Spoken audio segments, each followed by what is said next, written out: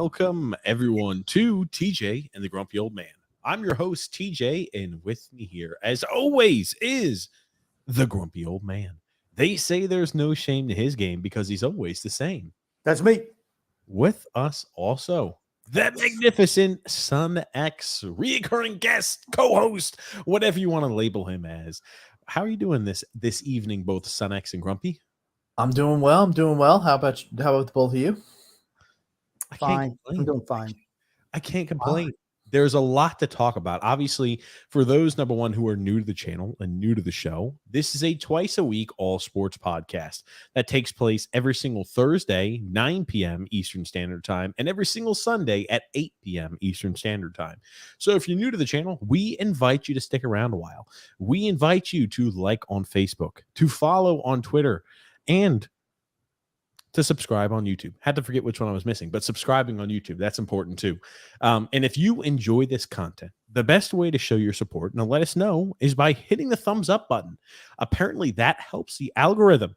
It helps get mine and the Grumpy Old Man, as well as Son X's word, out to the masses. So make sure you hit the like button and subscribe on YouTube.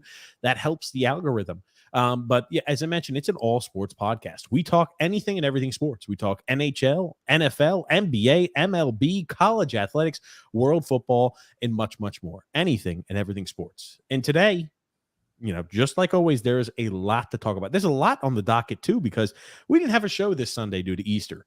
So we obviously with family and everything like that, we determined not to have a show this Sunday due to Easter. But there's a lot to talk about. Since last Thursday, the last time we had done a show. I mean, Odell Beckham Jr. headed his way to Bayern Munich.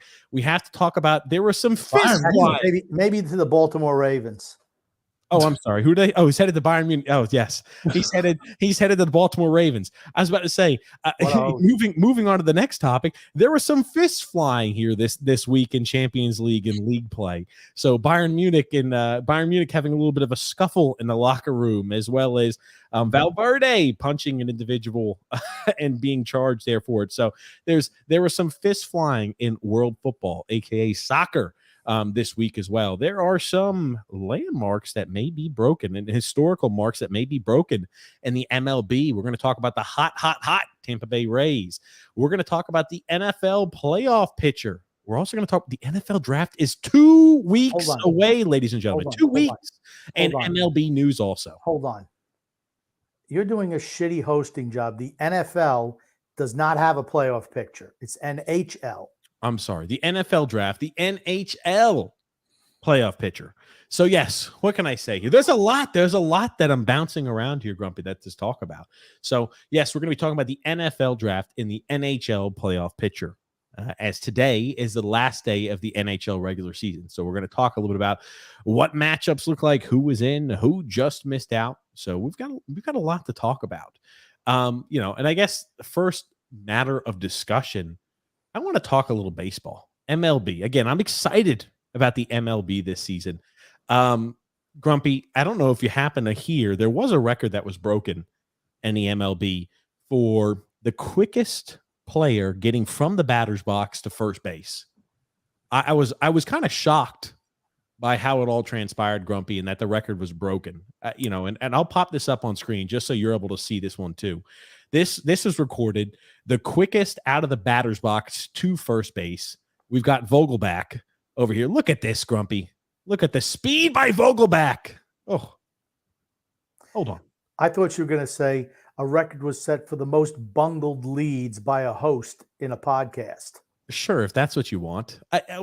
Hold on. Are you not going to? That guy stopped running. You don't enjoy. He did stop running. He still beat him to the bag. He stopped running and he still beat him to the bag. You don't enjoy this. You don't enjoy this big bastard. You don't enjoy. Okay, Vogelback's an American hero, Grumpy. You don't enjoy this big bastard making his way down to first base. Look at him hustling over here. The only thing I can picture with watching him run is "Keep Rolling" by Limp Bizkit. That is it. rolling. Yeah. I thought obviously this had a lot more play when last Thursday that fella from the Cardinals was benched due to lack of effort. I just saw Vogelback hustling over here, and I was like, look at this big bastard hustling down the first. The sad thing is he is running 100% full speed. or he's doing the fat man hustle. Where it's like Oh, I think he's booking. I think he's booking as fast as he can go. Well, that was Tyler O'Neill, and he's back playing for the Cardinals now. So whatever little punishment he got, it's over already. It's over with. Oh man. So I figured you'd find interest and intrigue in that, Grumpy, but I'm sorry, I guess that didn't titillate your fancy. Now there was something, a Jordan Walker on a 9-game hitting streak. That is the longest hitting streak by a player under the age of 20 years old since Ted Williams in 1939. Wow. Let me ask you this. Jordan Walker for the Cardinals. Did I say Jordan Williams? Yeah. I'm sorry. I meant to say Jordan Walker. My apologies, Grumpy. Jordan Walker, 9-game hitting streak for the Cardinals. Doing a damn good job. He's been really good for a rookie. He's been really good so far. I mean, the thing about rookies is a lot of them start off well, but they kind of hit the wall in August. So we'll see what happens. That's usually how it works. To me, the greatest rookie season I ever saw in my lifetime was Fred Lynn and Jim Rice, both for the Red Sox in the same year. I don't know what year it was, 74, 75. They were absolutely tremendous as rookies. And they propelled, they were the best players on that Red Sox team that never won anything, but very competitive with the Yankees in the 70s. But they were tremendous. Fred Lynn and Jim Rice. Now that I'm looking at this, I think it's longer than 9 games. So this is a while ago. This was supposed to be one of those items I was going to talk about. I'm sorry. I was going to talk about this Sunday, but I think his hitting streak's even longer now. I mean, like Jordan Walker's off to a hot start. You're right, Grumpy. I mean, that we talked about, he was one of those guys who had one of the videos done on him where it's like, oh, is he going to make it? And he wound up just making the cut and they filmed his reaction and everything like that. But he's off to, a really hot start to his MLB career. Yeah, they'll learn how to pitch to him. You're going to see them go, first time through, you don't know what somebody can do. Then will he be able to make the adjustment on the back end after they make an adjustment throwing to him? What's the longest hitting streak in baseball? Well, for a rookie, all time under the age of 20, I was going to say all time and for a rookie. Oh God, Joe DiMaggio, 56 games for the Yankees in 1941, wow. And then I remember my dad told me, because he used to listen to the radio, the Yankees games. He said Ken Keltner, was third baseman for the Cleveland Indians, robbed him twice in that 57 game. But then he had a 16-game hitting streak after that, right after that one where he got, he got stopped. He hit for another straight 16 game. Incredible if you think about it. Mm-hmm.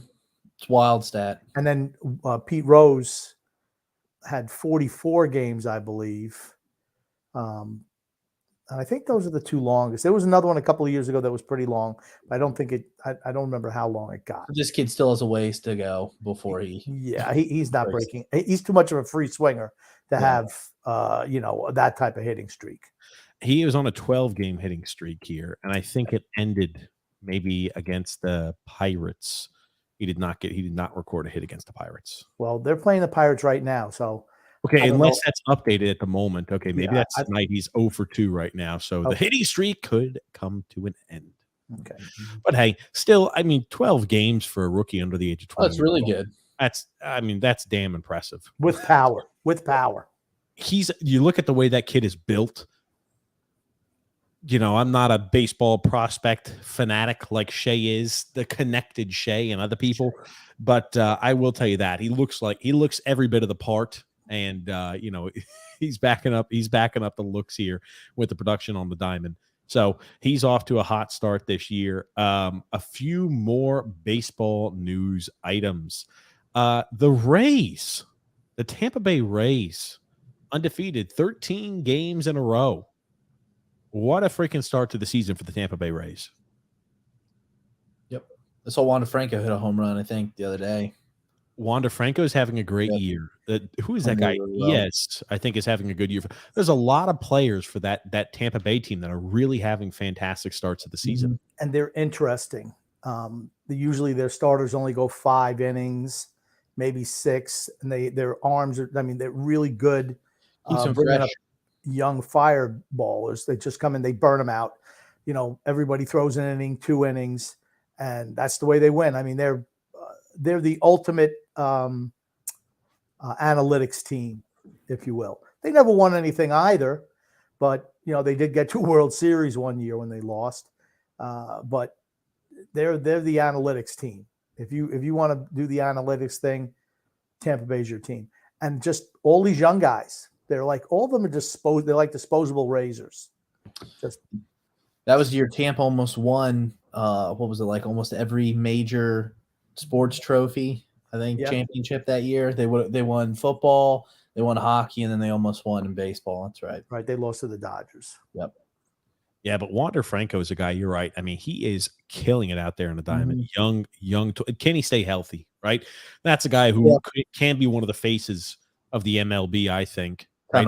Well, I would say almost is already a huge face of the MLB. He's definitely one of the more popular players. Sure, he's not a household name though.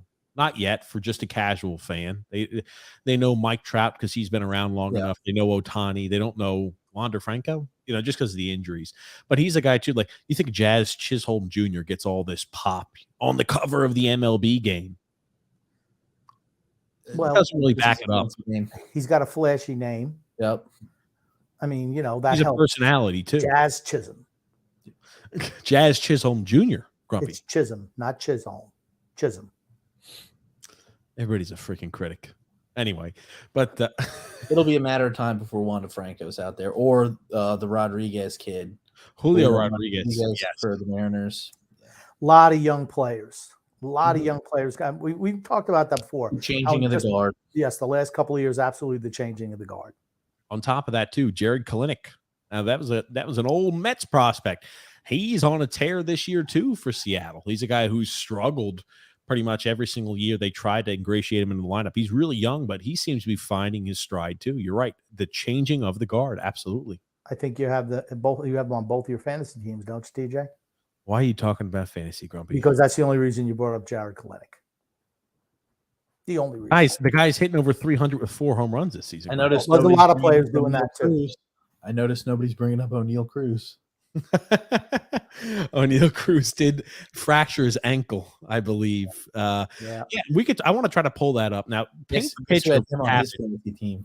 Paint the picture of what happened on that X and Grumpy and why he slide into home plate, right?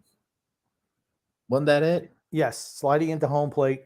The catcher was way up the line, so he has to kind of adjust his slide. You're not allowed to run guys over, and he winds up getting rolled. He winds up getting rolled up on himself and dislocates the ankle. And then you got the catcher talking shit to him, which caused a brawl. I would have cleated him in the dang face, that catcher. I almost kind of don't want. Okay, I'll be honest with you. Watching this replay, they should run the fucking catcher over. This is awful. They should run the catchers over again. Tough shit, catcher. You're going to stand in the way. Get ready to get run over. Because remember, you're not allowed to run over the catcher anymore. True. When do they put that rule change in effect? I'm going to say probably pretty soon, since he's one of the more popular players in baseball, and he literally just broke his ankle. Well, no. I said, when did they put that rule change into effect? Last couple of years, 2-3 years, something like that. Okay. There was when Buster Posey got his ankle broken by a guy running him over. That's when they said, "Hey, we have to do something about that." I can't tell you exactly. People breaking ankles trying to avoid catchers. Yeah, I can't tell you exactly. Well, here's a scenario where O'Neal Cruz would have freaking flattened this little midget at catcher. But, hey, you can't go ahead and run through him. And you're right. He is in the batter's box. Coming home. Throw is high. Sebi got there, and that is out at the plate. And Cruz is hurt.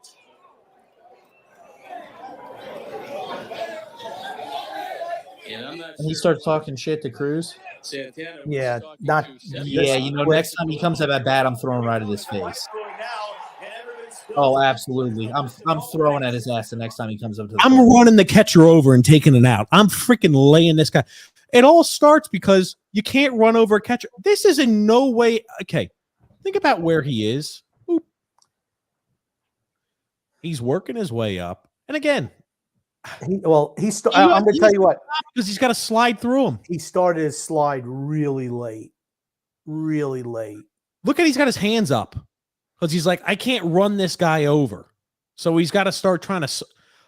This is a scenario in old baseball. He really should have slid into his plant leg and just knocked his plant leg out. Cleated his plant leg. Is that what you think? There, Had him hyperextend his leg, like when you have an action figure and it bends the wrong way. Have his knee just bend like that. It's just all would have been taken out of the play if you just Why allowed his hands up? Is he? I give up. Is that what he was doing? Because he's like, what the hell am I supposed to do? No move. I have no move. This guy's standing right in front of the plate, and I can't run him over. So it's what am I supposed to do? Run around his ass and then come back and touch it? What am I supposed to do? Run out of the baseline and go ahead and get an automatic out, or now I'm supposed to run back to third base because the guy's standing over the plate, standing to the catcher's knee as he was standing up. That's what I would have done. Just took his knee out. Yeah, O'Neal Cruz is another one of these guys who could be one of the faces of baseball in the future. He is a freakishly huge infielder at 6'7", right? It doesn't look it maybe here. 6'7" middle infielder who has a cannon for an arm, and he is a damn big swinger. Grump. He is a damn power swinger, Grump. I think he's had like the highest velocity of exit velocity. Exit velo on his swings out of anybody in MLB. He's hitting the ball like 120 miles an hour or something crazy like that. I don't know how they make that measurement. Starts lifting his hands up, and he's like, "Oh shit! Right, what can I do now?" Because the guy is standing in front of the plate. This is a guy just going to run over in the past. But now I can't. He started his slide too late. He's still straight up and down, leaning back on his heels. No way he's ever going to get down from there. Wait, where do you realistically think he should start his slide? How far do you think people slide when they slide into base? You want to start sliding from here, Grumpy? Okay, but here's the thing. He's got his hands over his head. Because he's like the catcher's standing in front of the freaking bag. The catcher's standing in front of the bag, significantly in front of the bag, almost in the batter's box. He should be diving in there, honestly. Go head first so you can go ahead and take his hand or take something. It would have been his neck that would have gotten snapped, not his ankle. Yeah, No way in hell. No way in hell I'm telling the guy to slide. What he should have done? He should have run his ass over. I agree with TJ. He should have torn that guy's knee up or slid into his knee. This catcher looks okay. This catcher looks all of about like 5'10", and guess what? Look at this shit. Okay, he still hasn't even pretended to slide yet. He's on top of the plate. The guy hasn't even caught the ball sooner. You need to start his slide sooner. I think what it looks like he's trying to do is he was trying to stop and somehow go around the catcher because the catcher's in the middle of the way. He's up blocking the base. See, you know what? Here's my thing: if you're gonna not have catchers get run over, there's no way in hell they should be standing in front of the damn plate or the base. Then no way they should be standing in front of the plate. This is not fair. Okay, you stand in front of the plate, you get what you get. If they stand in front of the plate, it's an automatic run. Or just let him run over the fucking catcher.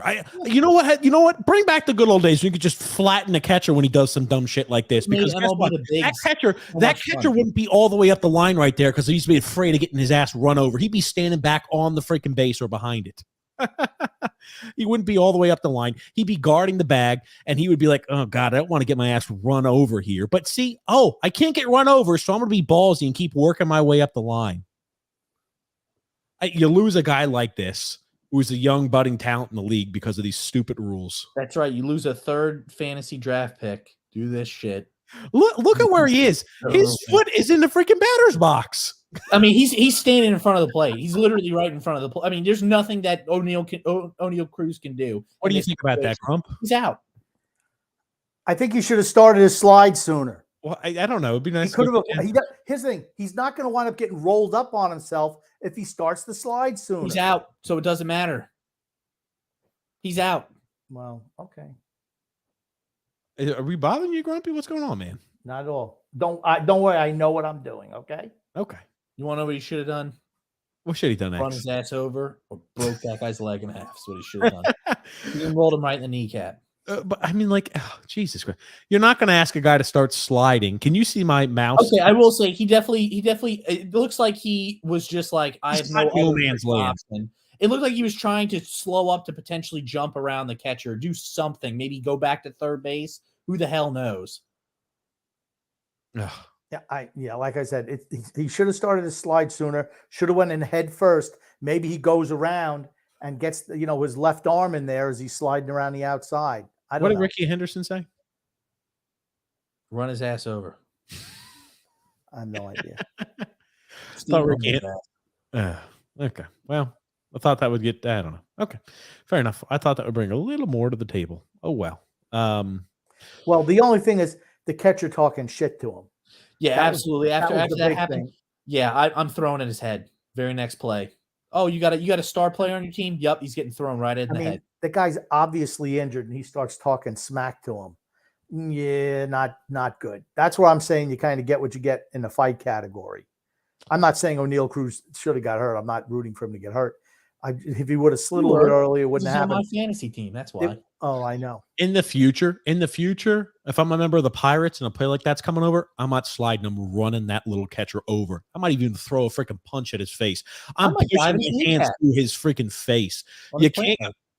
Sorry. Again, it'd be like, you know what it's almost like? And think about how taboo this is in the NFL. You're not allowed to tackle a quarterback below the legs or below the knees or anything like that. Remember? So that's the Brady rule. That's the Brady rule. After he got knocked out in 2008 with the knee injury when the guy dove at his knees, tore his ACL, they're like, we can't have this shit. Cannot have this. Yeah, just wait. It's going to be the same shit. Because guess what? If somebody else gets injured trying to slide into home because, well, we have to protect the precious catcher who wants to stand 50 feet up the line on plays, it's only a matter of time before that rule gets changed again. Start running a few over, but how long can they suspend you if you're a first time offender of running the catcher over at the plate? Maybe get a 3 or 4 game suspension. It's better than being out for however many weeks. Better than fracturing ankle. A fracture. How long does a fractured ankle take you out for? I mean, like weeks. 8 weeks. Months. 6 to 8 weeks. So I would say it's probably O'Neal Cruz would have been better off running his ass over. Maybe he would have hurt that guy, and then he would still only be out for less time. See, the whole thing. What was the team that they were playing? If you show that clip, I don't think it's a team they play all the time because he was taken out of the game immediately by the other team. They didn't want to get him getting thrown out or whatever. You throw it to that. That's horseshit. You know what? That's fine. Who's a better player on your team? I'm throwing at that motherfucker. That's right. That was the olden days.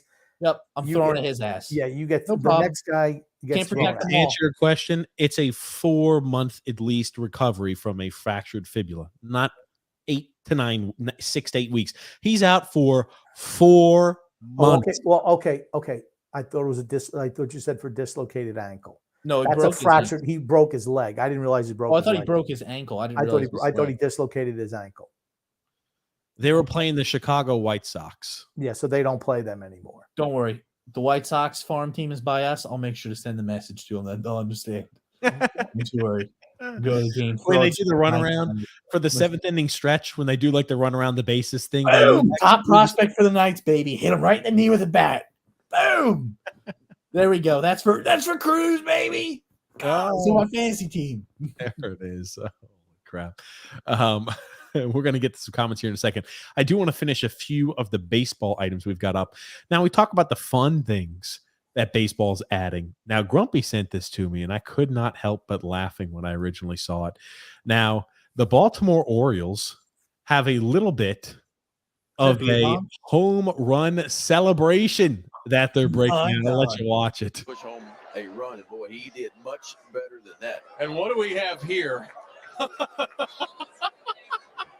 Oh my God! A run, boy, he did much better than that. You got to stay hydrated, baby. Yeah! What should he have said to get the beer down there? He hit a home run. You hit a home run, and you have to drink out of the homer hose. The homer hose. Because I'll press pause on it. It's this seriously is a hose, as you can see, with a little funnel, like a little plastic funnel screwed on top. And that's let me tell you something. When I was a kid, everybody drank out of the hose. Didn't matter. I like how we'd have fancy water bottles. Just turn the spigot on, drink out of the hose. You let it run for a little bit just to make sure that it's not hot in there in the hose. And then oh man, that was the best water ever, drinking out of the hose. I thought the mud puddle water was the best you drank. No, hose water is the best. Pond water was the best. Oh, sorry, that was dirt bombs that he used to play. Sorry.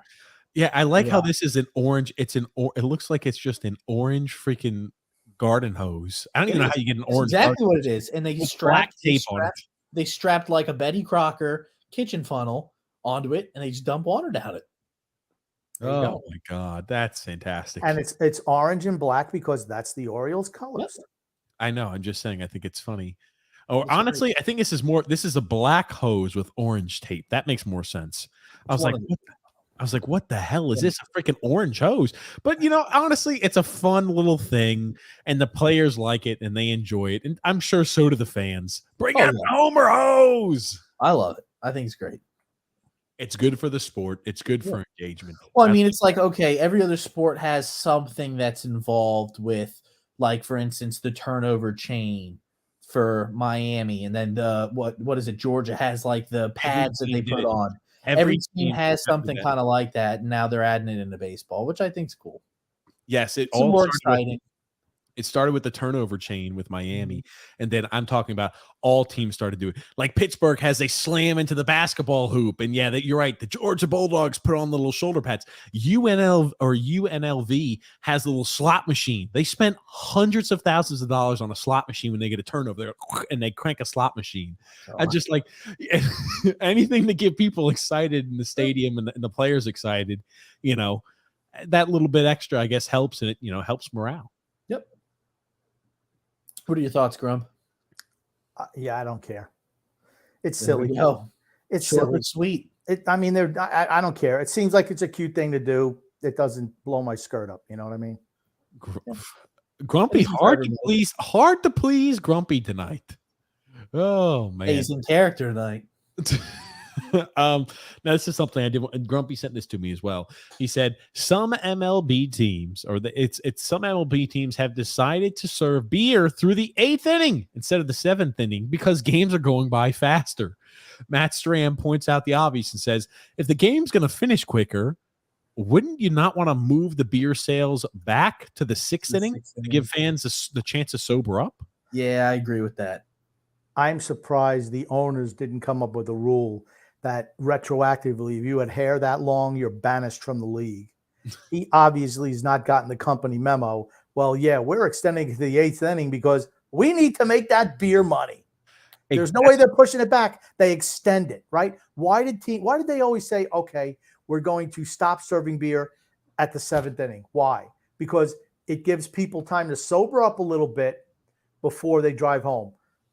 Major League Baseball says, fuck it. You know what? The game's moving too fast.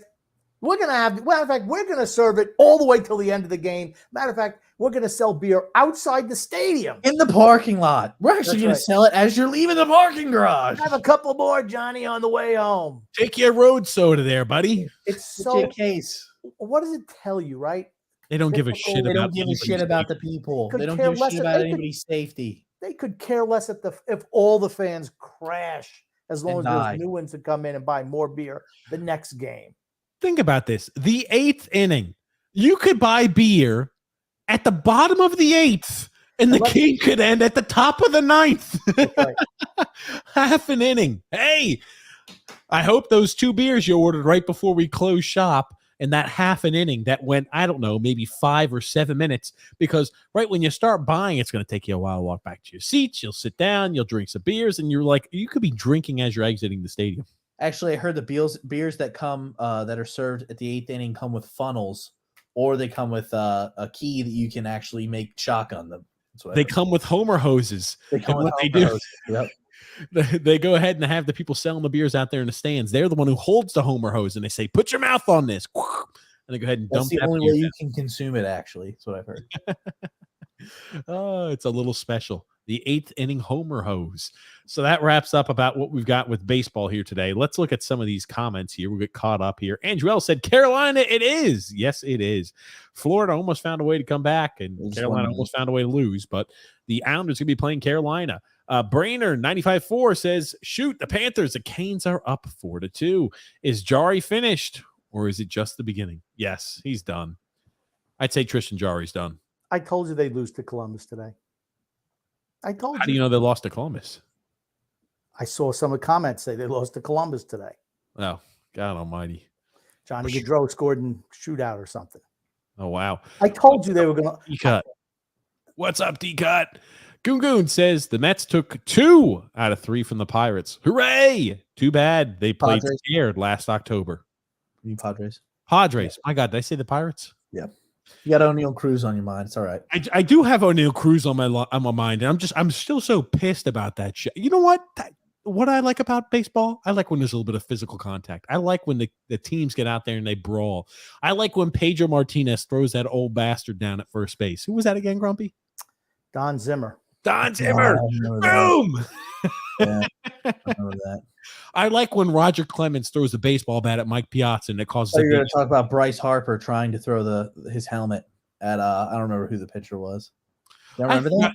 Yes, there's so many of those. Or Jose Batista, that big fight at second base. He got his ass rocked. Who was that? Yeah, I love when the pitchers sometimes get fought and the batters go up there to fight. These pitchers, for the most part, are all big bastards. They're all like 6'4", 6'5" plus.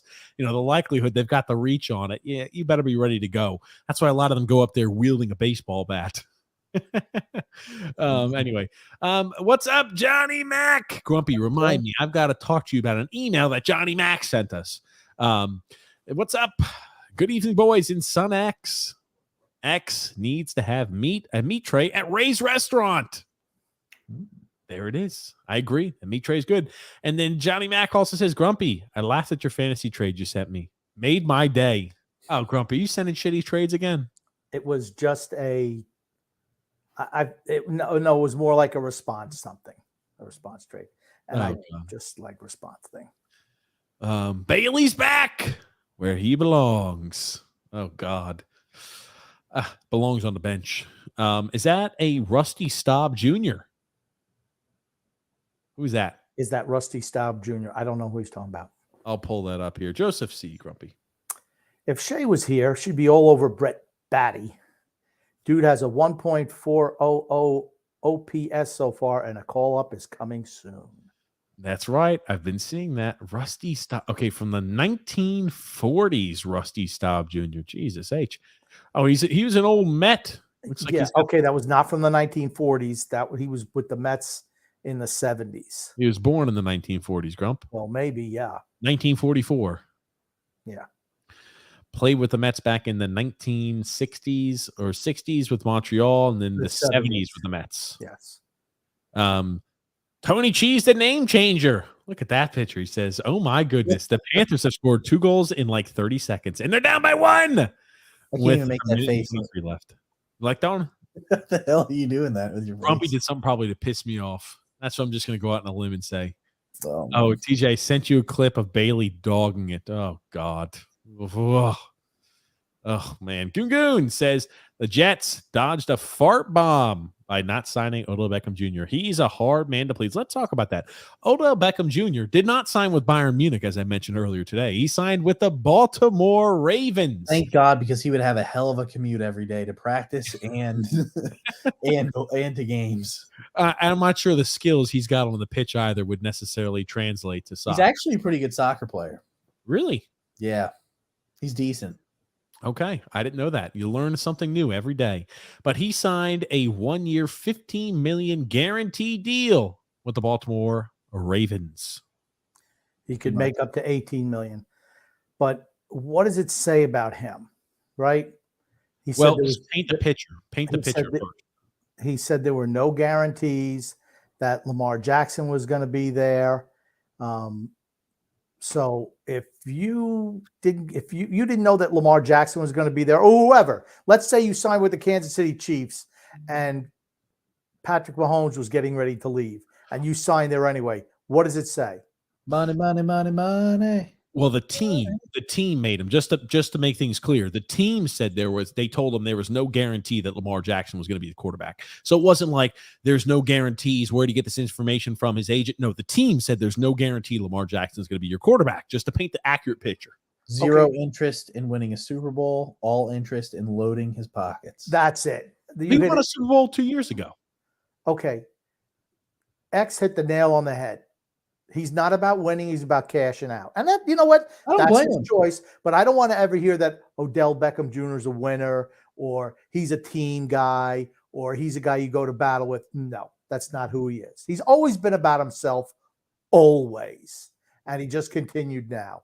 Well, newsflash, most wide receivers and corners are all about themselves, and that's it. I just don't want to hear something from him. Oh, yeah, hey, I signed here to win. Well, that's not the case. That's absolutely not the case. Who offered? You the don't Jets? know that. You don't know I that. absolutely know it because he went to a team where they couldn't even guarantee him that they were going to have a quarterback to start the year. That's how I know. No one else We do offered him not that amount know of money. that Lamar Jackson won't be the starting quarterback. They said that there's no guarantee that Lamar Jackson's going to be the starting quarterback. Therefore, there's no guarantee he's going to even have a starting quarterback throwing him the ball. If you wanted to win, would you say, I'm going to go to a team where we really don't know if we're going to have our star quarterback there, or they go to somebody where they have an established quarterback because I want to win a Super Bowl?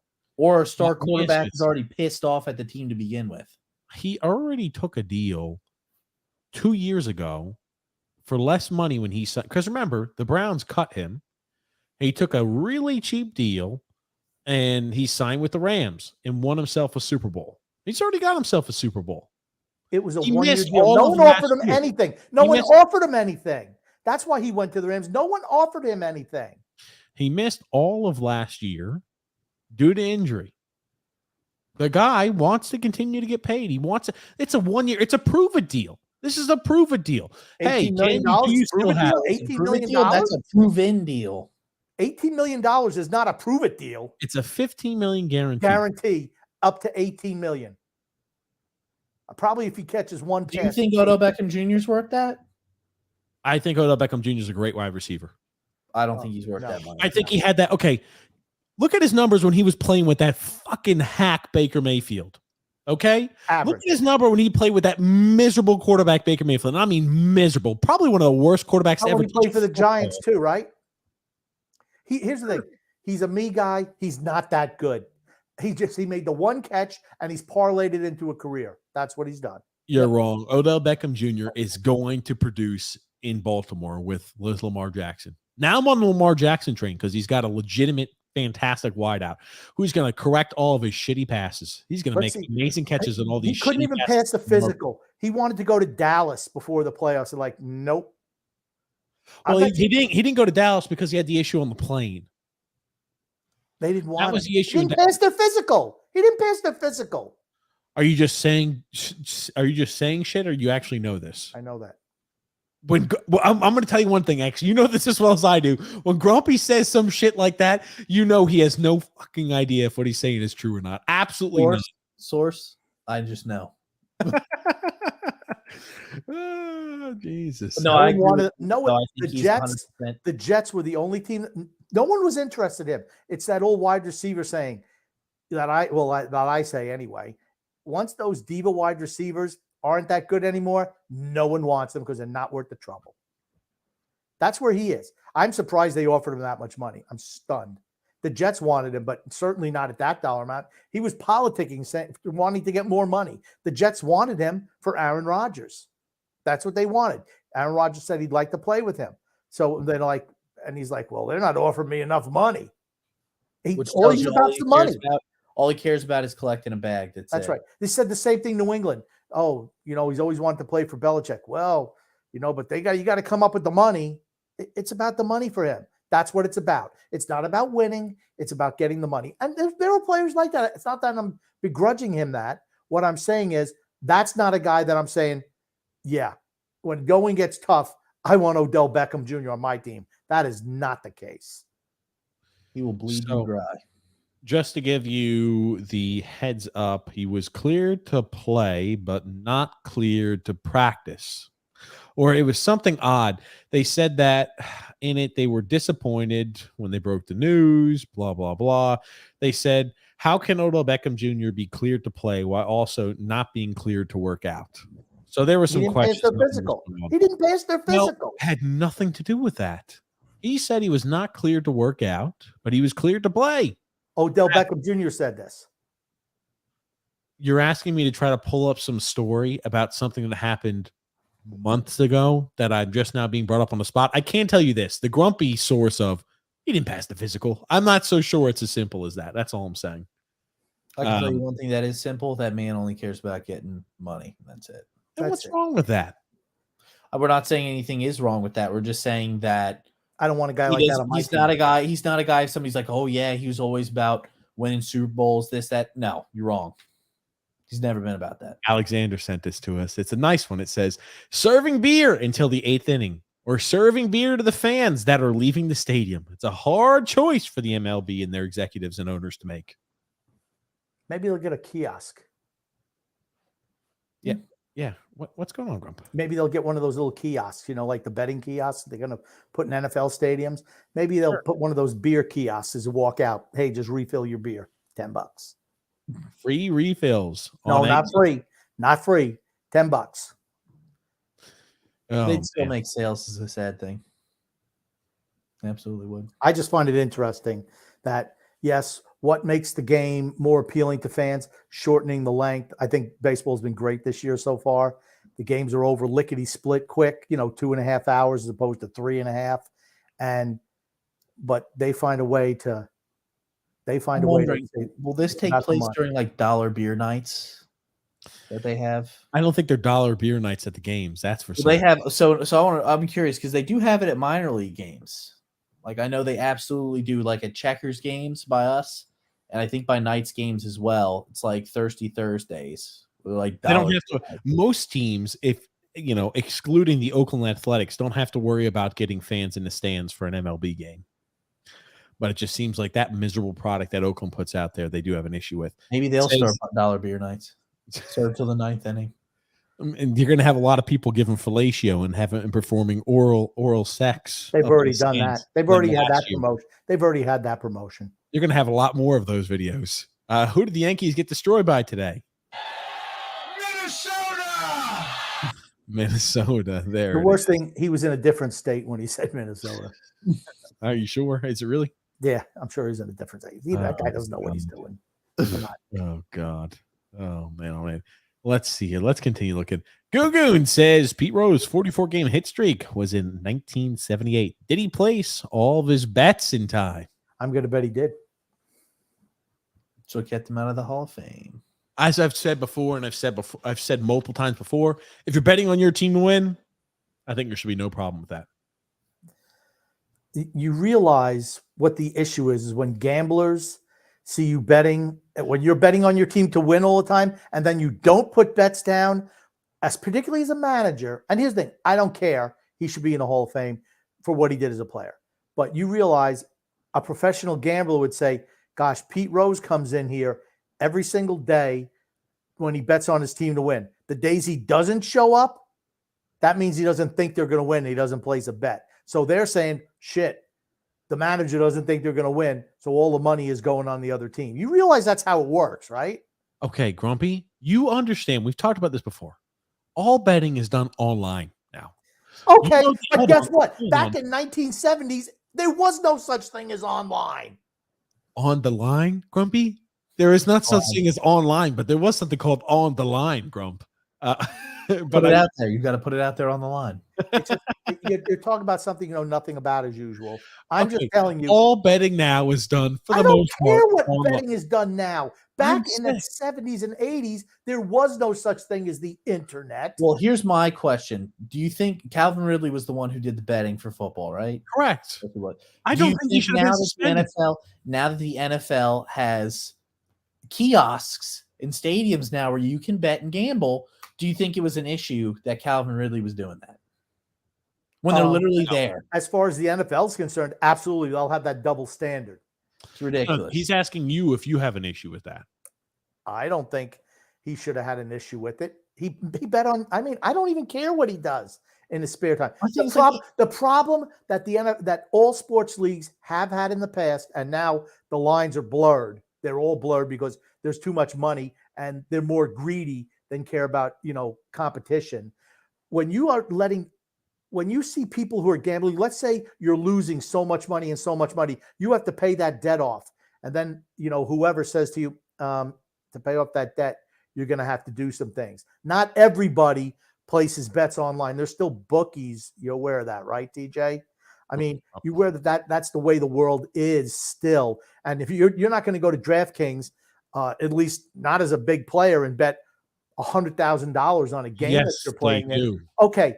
You realize they find out that you're betting on games that you're playing, you're gonna get suspended. Absolutely. That's what happened to Calvin Ridley, correct. Okay. But He made that's a minor bet on his team when he was not involved in team activities, and he got his ass popped. I think he bet on his team to win too, right? Doesn't even. I could give a shit who the hell he's betting on. To be quite frank, I Do really you have don't an issue care. with it, TJ?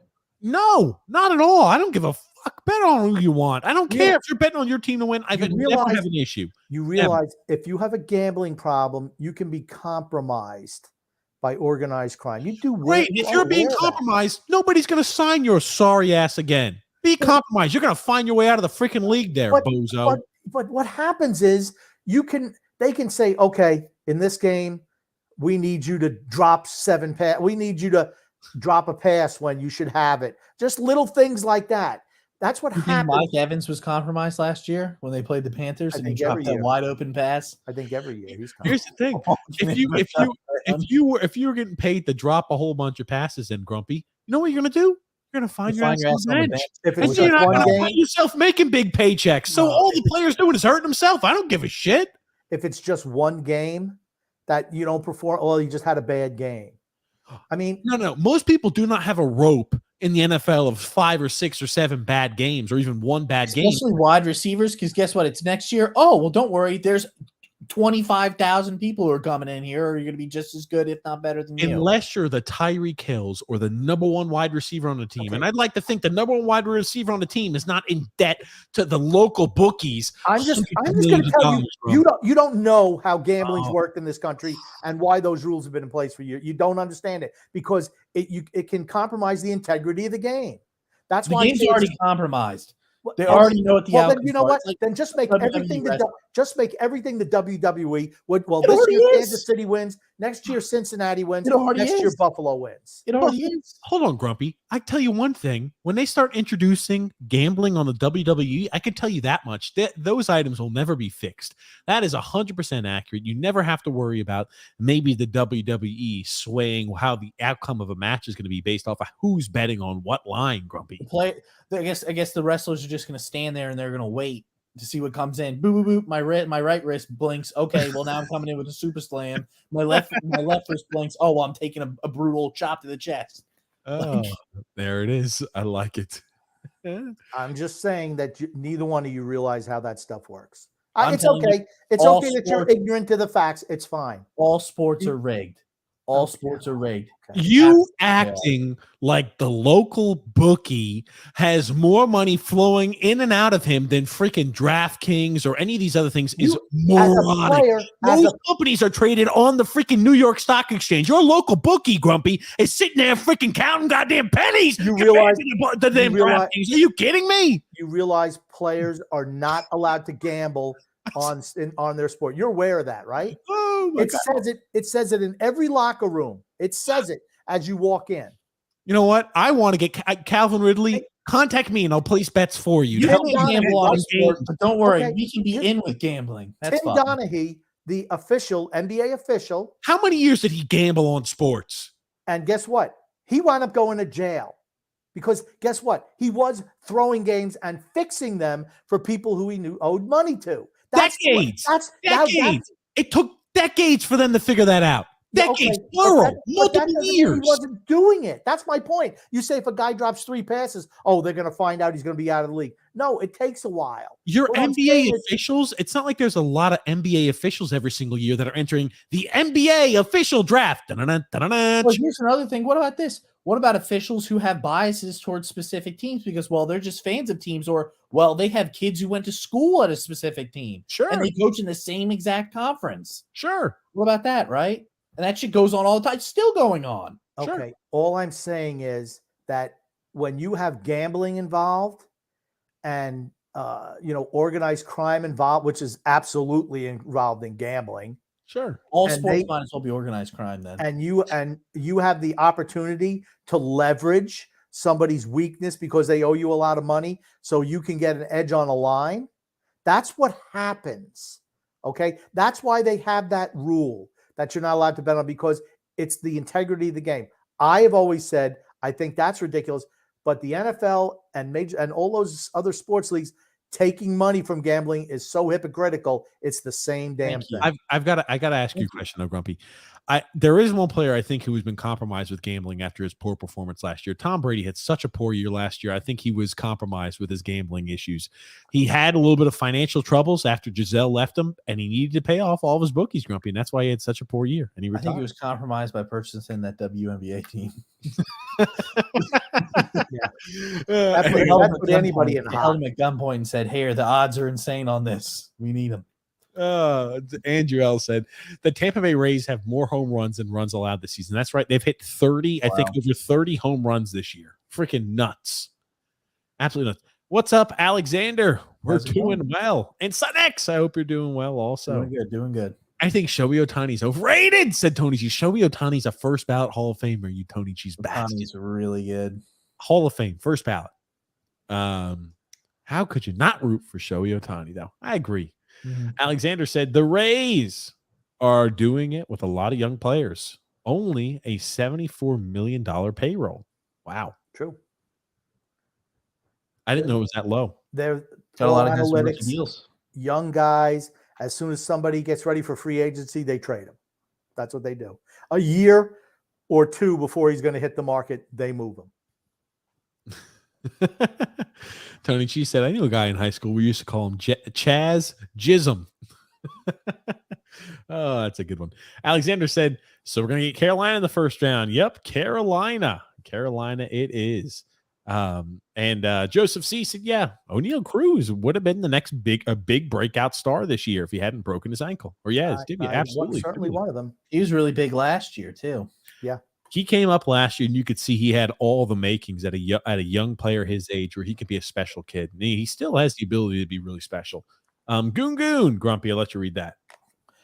Sunex has displayed several different looks thus far, as seen by tonight's Clark Kent look.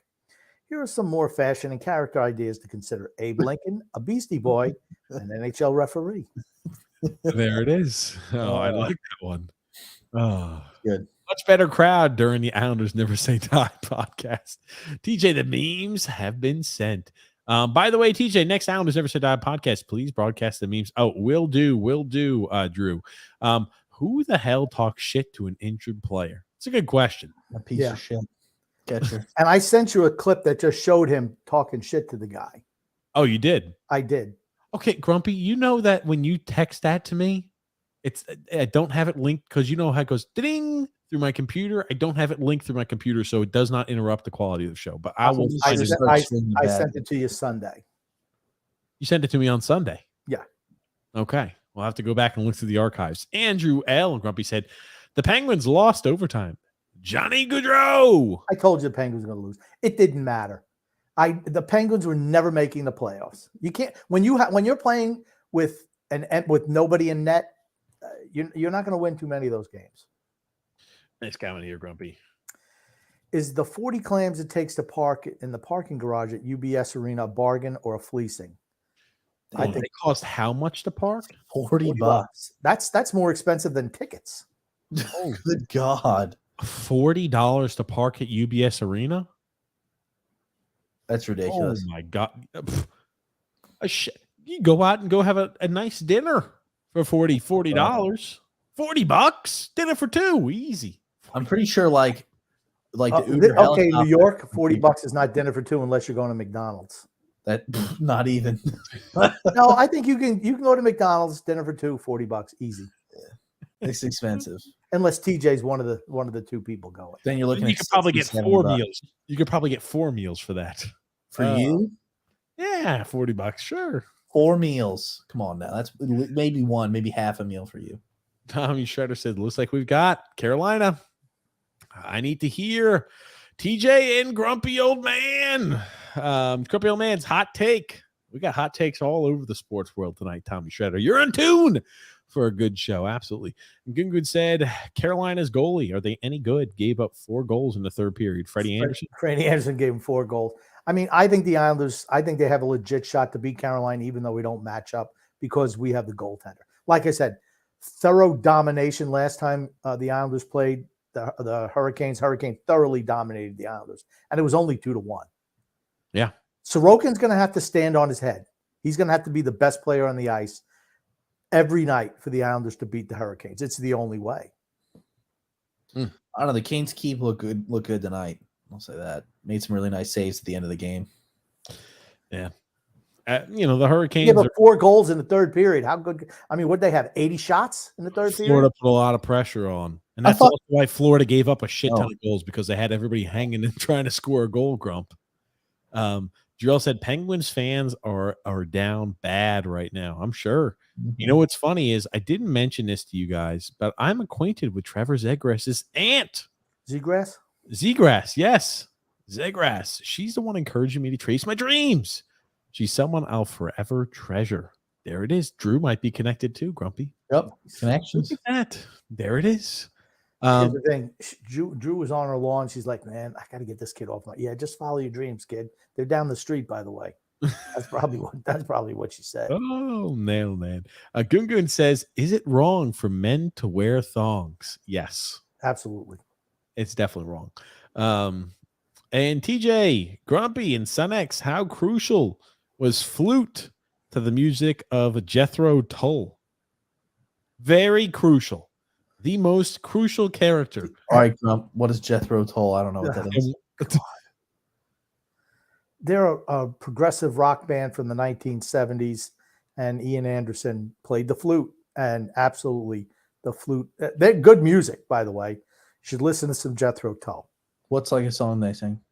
Their most popular song. Aqualung. Sing it. Bungle in the Jungle. Sing Pull it up, TJ. Pull it I up. want you to give me the best song. I'm not going to listen to a freaking compilation of I want to hear Grumpy's rendition of the song. That's why we don't put you in charge of anything on this show. Look at Grumpy. I'm telling you, Grumpy is feisty as fuck tonight. He's on. He's Did somebody? X, let me ask you something. Is he upset? Because I sometimes get calls from Grumpy where he's like, I gotta walk this damn dog again. Is it because he's upset walking the little what do they call it? Dog Z? Is that what Dog Z's napping over here right next to me. Let's see him. Oh God in heaven. Hold on, let me move some stuff. Oh God. There's a shocker. Blue. Hey, wake up, boy. Get that water bottle out of the way. Just got better. Christ almighty. There he is. There's a little puppy dog. Go Bubs. Okay, you've stalled long enough for me to pull up. I just picked their most searched song, Grumpy. So because you could not tell us a song. Oh, Locomotive Breath, yeah.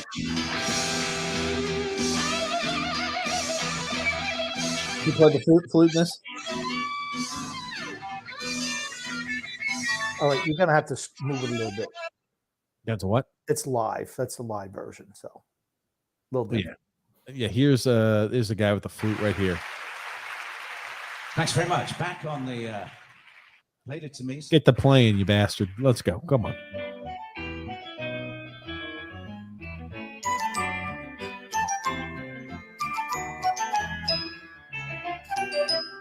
They were not your typical rock and roll band. And that wasn't. You know what these people sound like? They sound like you would see them at the freaking Renaissance Festival. It'd be like a band playing around at the Renaissance Festival is what it kind of seems like. That's how they dressed up like that back in the day. They did. Well, they could LARP at the Renaissance Festival. That's Here's the thing. If you just listen to some of their music, they were good, really good. Michael Watts is excited about the Islanders facing off against the Hurricanes. Nick D said, TJ, Sunex, Grumpy, how you guys doing tonight? Doing well. Doing good. Well. Grumpy, who was the guy that ran up to Nolan Ryan and Ryan gave him a beat down? I remember that picture is iconic of him throwing that punch. Robin Ventura.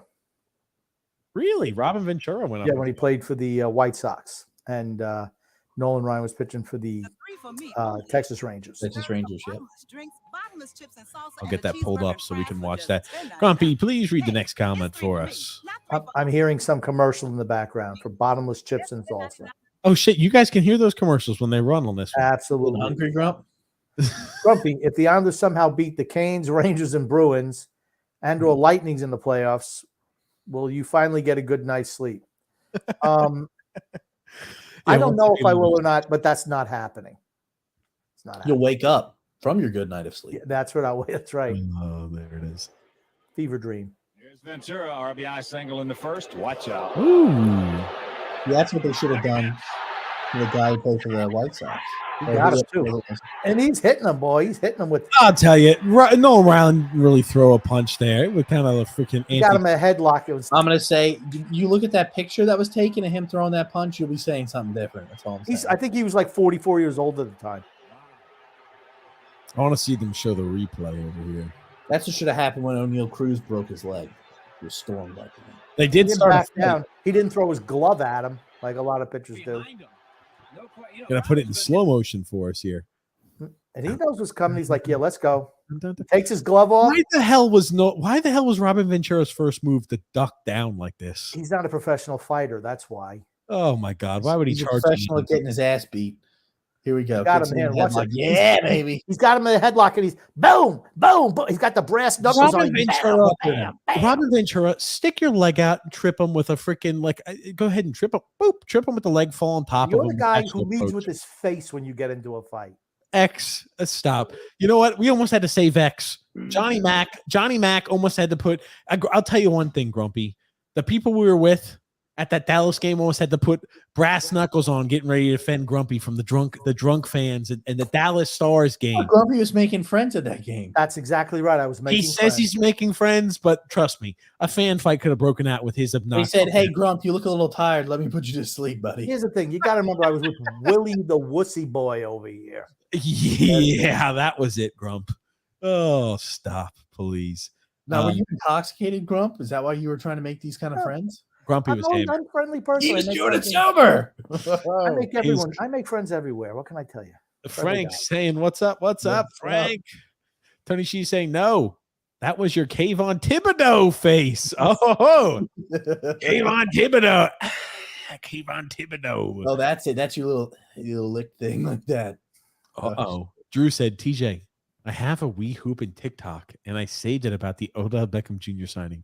Do you want me to send it to you later in the Yes, Drew. Grumpy loves wee hooping. He does. He loves them. Can we start talking about some of the things that I sent in over the weekend? We spent a lot of time on a whole lot of nonsense. That's what this show is: fun nonsense and arguing. So we're doing a good job. We're hitting it. We're hitting fun nonsense arguing on sports. Spend 10 minutes on a baseball slide. And you know what, Grumpy? Guess what? I had allocated 10 minutes for us to look at Vogelback and how fantastic his run down the first baseline was. And Grumpy, as soon as we started off, he was all pissy. Was not ready to laugh at Daniel Vogelback. Yes, we've covered all of that. We could talk, I guess we could talk some football news, Grumpy.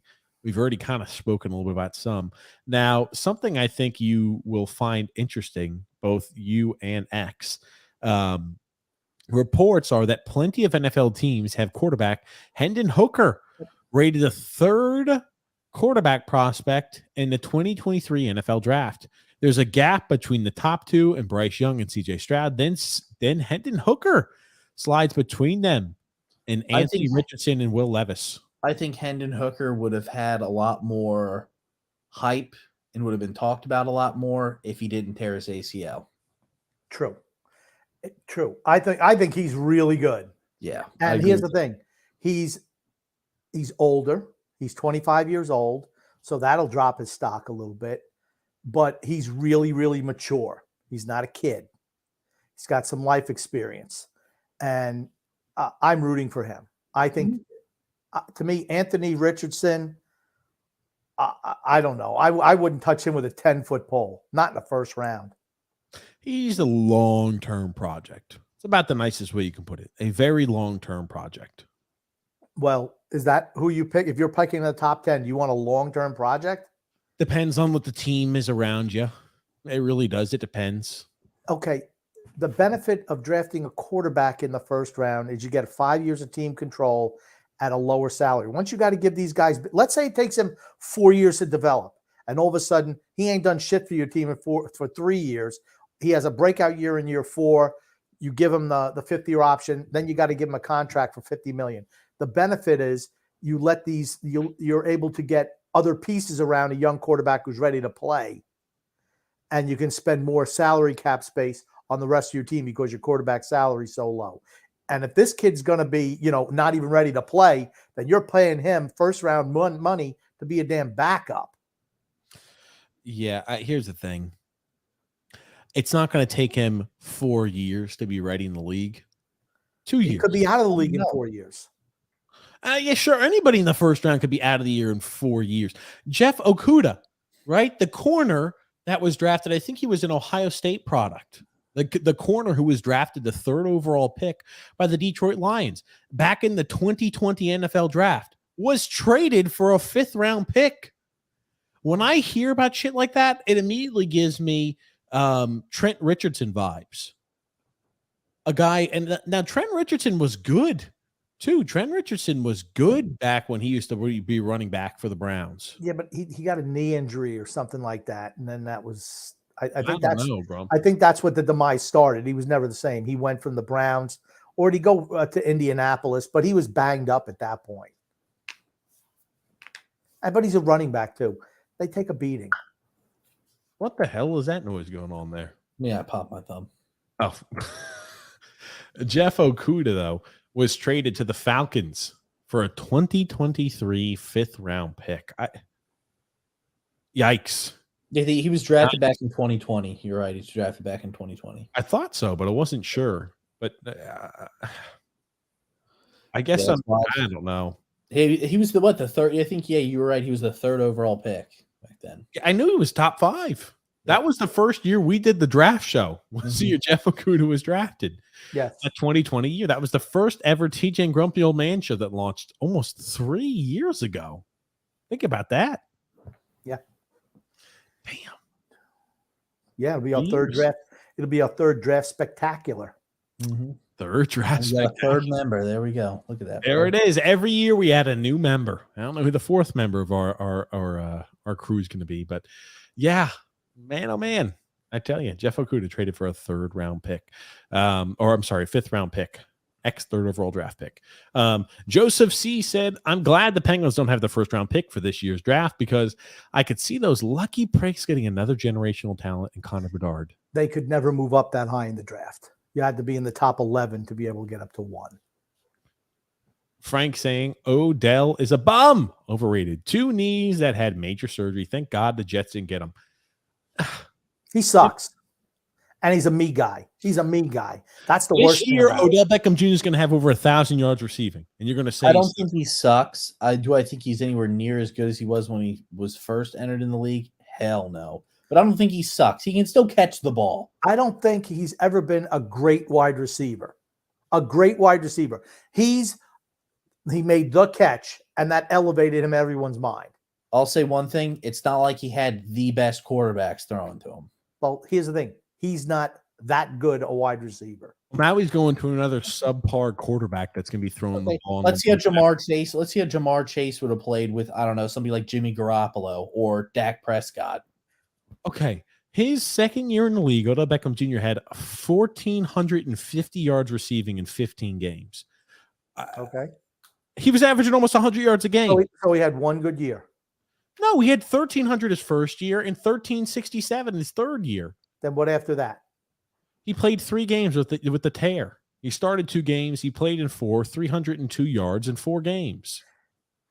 Okay. And then he played 12 games and he had 1,052 yards receiving. He's been a consistent 1,000-yard receiver year in and year out. The first year he didn't was when he went to freaking the 2nd year in Cleveland after he got traded after that miserable hack of a quarterback was there. Whoa now. Baker Mayfield is good. Baker Mayfield blows X. Come on. You know it. Come on, X. You know it. Come on.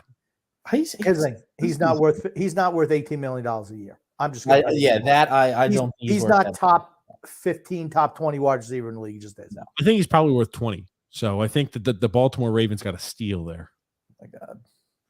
Brainer 95.4 said round 1 NHL predictions: Boston, Rangers, Tampa all win the 1st round. Odds are so do the Canes, but I'm hoping Sorokin has 4 shutouts. It's a lot to ask. Yeah. Now Carolina, the Islanders are not beating Carolina. They're not beating Carolina. It's going to be Carolina, Boston, Toronto, and the Rangers.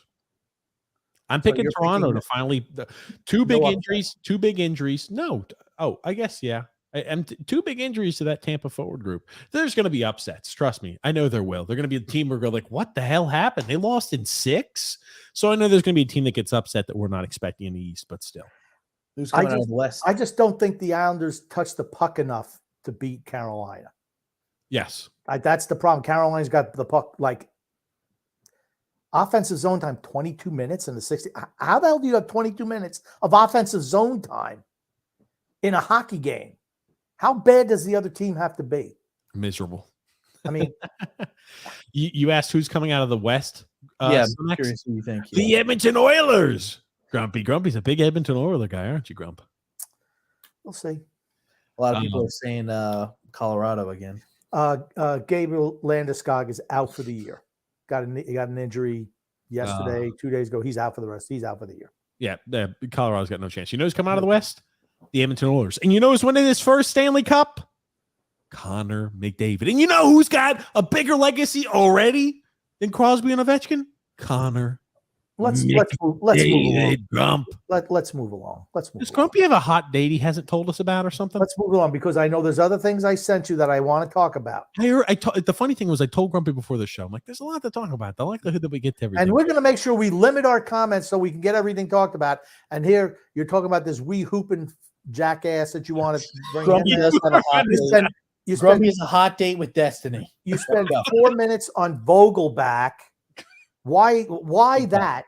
That has no interest to anyone.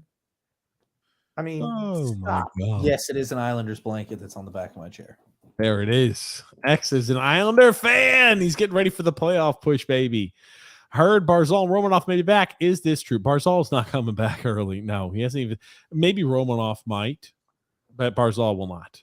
Thank goodness Snyder is out in D.C. Josh Harris will be a very good owner for the Redskins, for the Commanders. How do you know? They bought the team. Let's talk about that. No. D-Cut says Josh Harris is going to be a very good owner of the Skins. How do you know?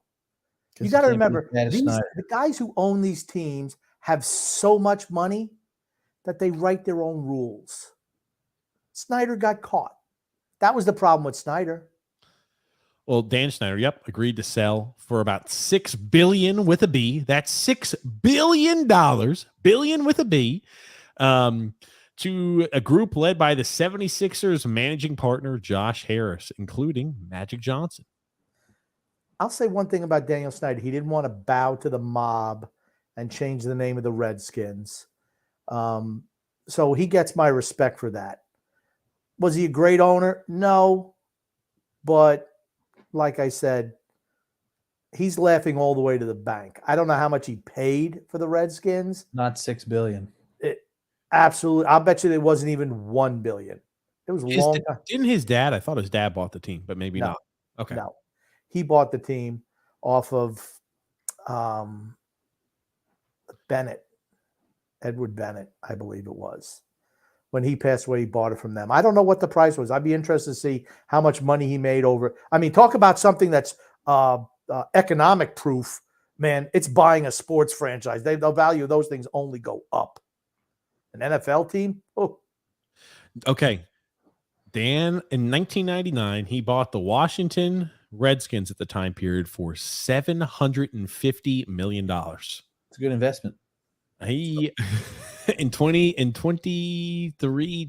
years, he purchased it for $750 million. He sold it for $6 billion. So he made 500. So he made 5.2 million.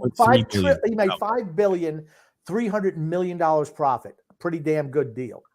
Yeah, for him, I'd say he came out. I mean, George Halas bought the Chicago Bears. You know, it was a 25 grand. Boy, think about it. I wish I had the money I had now. Hold on.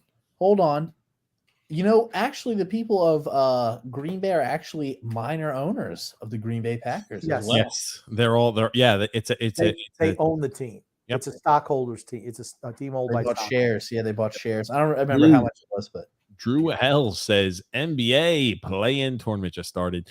Miami's facing Chicago for the 8th seed tomorrow. The Lakers clinched their spot in the playoffs already. Does LeBron James win himself another championship? No. Who cares? I Come thought on. Chicago. I think Chicago made the playoffs. They won the playoff game, playing game yesterday. I sent you a clip on that today too. Oh my God, Grumpy. Give me a second here. I just know the Lakers had a crazy game the other day. I think that was I don't remember who they played, but they ended up winning in overtime. Chicago. Oh, it was against Timberwolves. So they beat Chicago. Yeah, the Lakers won. Yeah, against the Timberwolves. That's right. The Chicago Bulls beat the Raptors, and the Bulls are playing the Heat tomorrow. There was a secret weapon to why people are saying that the Bulls beat the Raptors. Yeah, you sent me something like that. I'm like, what the hell is this? Somebody hugging somebody? And I was like, yeah, I'm moving on from that. No, I'd rather have D. Hopkins for the Jets. I'll pull that up in a second, Grumpy. Cool down. well, weren't we just talking about it though? I'm Wouldn't it going be to pull that up. Read the comment. I will pull it up as soon as I get it pulled up. I will. The Marlins every Thursday have a beer fest. Beer Fest. Yeah, like a Thirsty Thursday kind of thing. Yeah. That's what I thought a lot of the teams did that, a lot of the sports teams. That's very popular in minor leagues. Yeah. Tommy Shredder says, "What memorabilia you got on the wall there, son X? Brady, Dallas Brady, Stars." Yep, Brady signed picture right there, and then a Mike Modano signed jersey. I got some other stuff around the room as well. This is DeRozan's daughter, DeAir DeRozan, understood the assignment. Her screams made the Raptors go 18 for 36 from the free throw line, including 2 crucial misses with 12 seconds left in the games. The Bulls have found their secret weapon. Are they going to have any videos of her screaming? Yeah. The one I sent you had screams and everything in it. That's it probably right there. You could probably click on that to give you the screen. There it is right there, the dog with its tongue out. Hold on a second. Oh, Jesus. Hold on a second. God almighty. Let me pull up the scream here. Like, yeah! She's really screaming. Grumpy. Oh, it was Grumpy. We need to get your the whole thing was game. The whole thing was that Toronto had to lead the whole game. The whole game. Let's put this on. We'll make this larger here. Particularly if he steps the wrong way or something. Visit Florida State. Asked me, what did you? Patrick said I was down for whatever Coach Hamilton. Underrated passer, doing a nice job. In terms of the total number or the quality of shots, I'm comfortable. Life is really good for him right now. He's in a good headspace coming in. The handle is maybe not as tight. A 20-point advantage. This guy thinks he can do more offense. The third and fourth periods. He always showed up to practice in a uniform, a work uniform. They said very much still. Do you think she would be allowed at tennis tournaments? In the air. Check out. Oh my God. Chicago here. Hey, she went 1 for 2, like the Raptors. Loose ball. Levine comes out of the pack with it. Check out. Oh, wow. Line drive, never made it.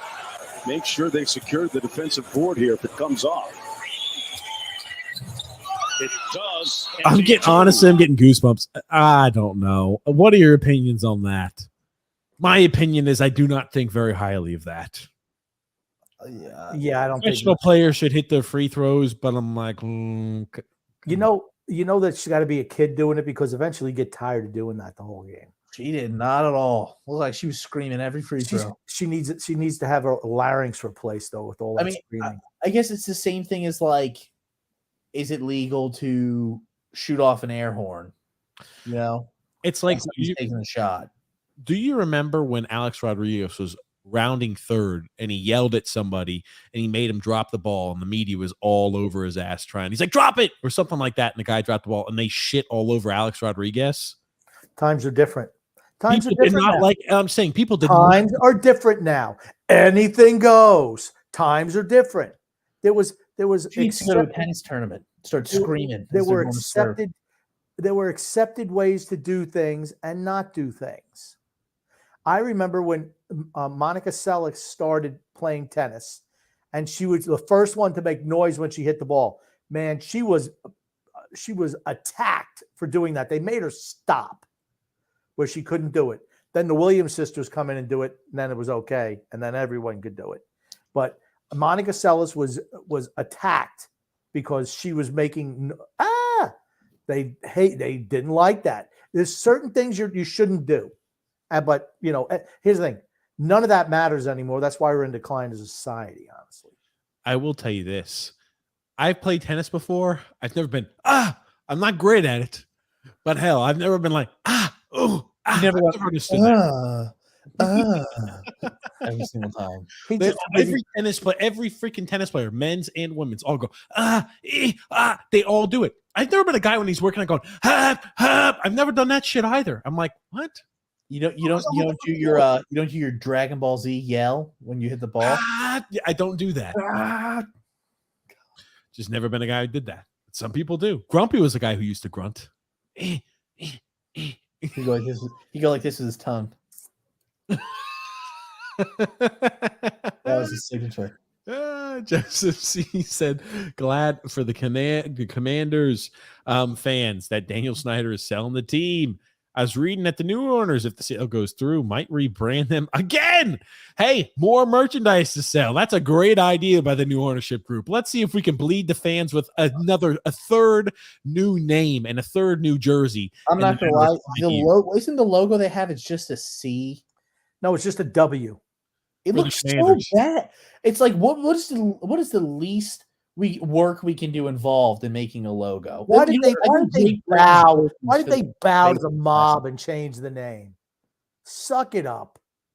Too bad. You don't like it? Don't go to the games. I don't care. The people complaining don't even like football. They don't even give two shits about it.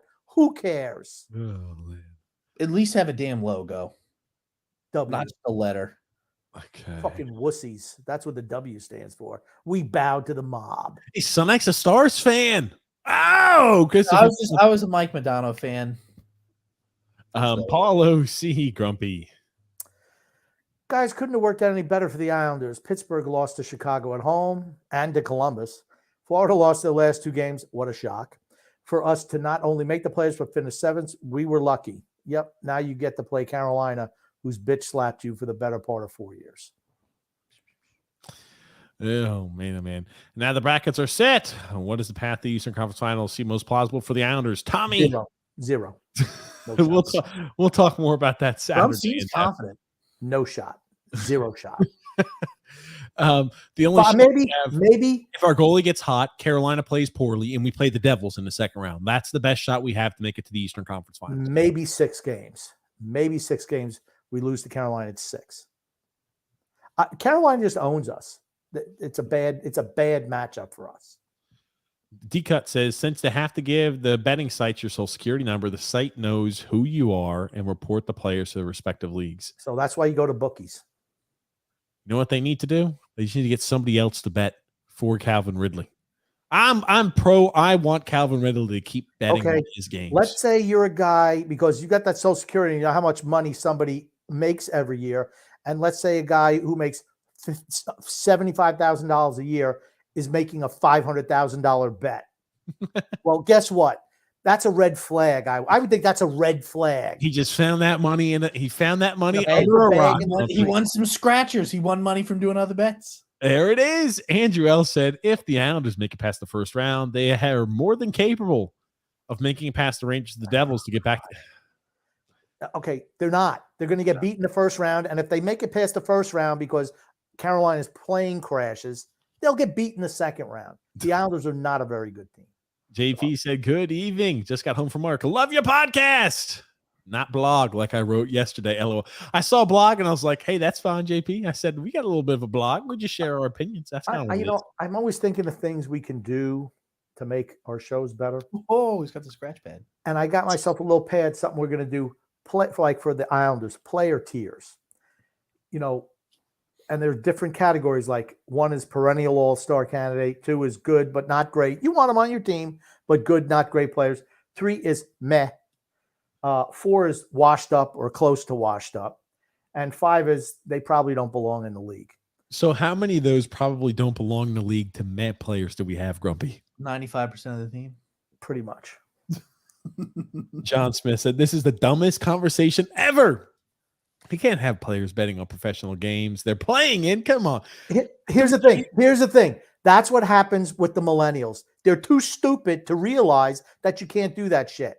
It means that your sport is then easily fixed. You could The sport is fixed. Oh. The sport is fixed by the league.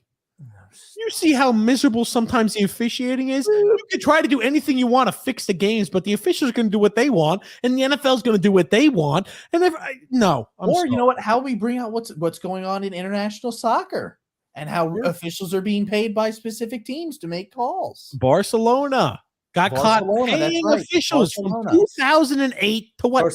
They did not. They were not paying officials. They were paying a former official to supposedly do reports for them, so they find out which officials would be more beneficial, how they call games. It's shady shit, absolutely. And this former official was very close with all the current officials in La Liga. Just happened by happenstance, this official that they were paying to do some reporting happened to be great pals and head of that La Liga, their officiating crew. Isn't that just nuts? TJ, you want to know? Wow, there's nothing crazy going on there, Grumpy. You want to know what TJ looked like right there when he was talking? You remember Paul Bearer? No. That's what he looked like when he was doing. Do the face again. Oh no! Like that one right there, where you did the long mouth. Yeah, you look like Paul Bearer. Who's Paul Bearer? The Undertaker's manager. Oh, the Undertaker has a manager? Oh no! Used to carry the urn a little bit. You like this with your mouth with the mustache? Absolutely. Hold on. Paul Bearer. You look like Jesus Christ. And Paul Bearer. It's not a flattering person. It was not. It was scary. It was scary looking the way you were doing it. I was like, this Paul Bearer, because your eyes were all open. Grumpy, trust me. Why isn't it up yet? Get that picture up there. Do you hear the logo? That's me grabbing the screenshot. Yes. That's what your mouth looked like. Yes. Yes. Your eyes were all open and shit. Yeah. Yes. That's it right there, Paul Bearer. Get in the urn. Hold on a second. Hold on. Let's just. No. I don't even know how I'm doing. Open your eyes more. Open your eyes more. Like you were doing when you were talking. Get animated. Like I don't even know. I don't even know. I don't know. It's so natural. Whenever you try to act it, you can't do it. When you're natural, you do it all the time. You're the new Paul Bearer.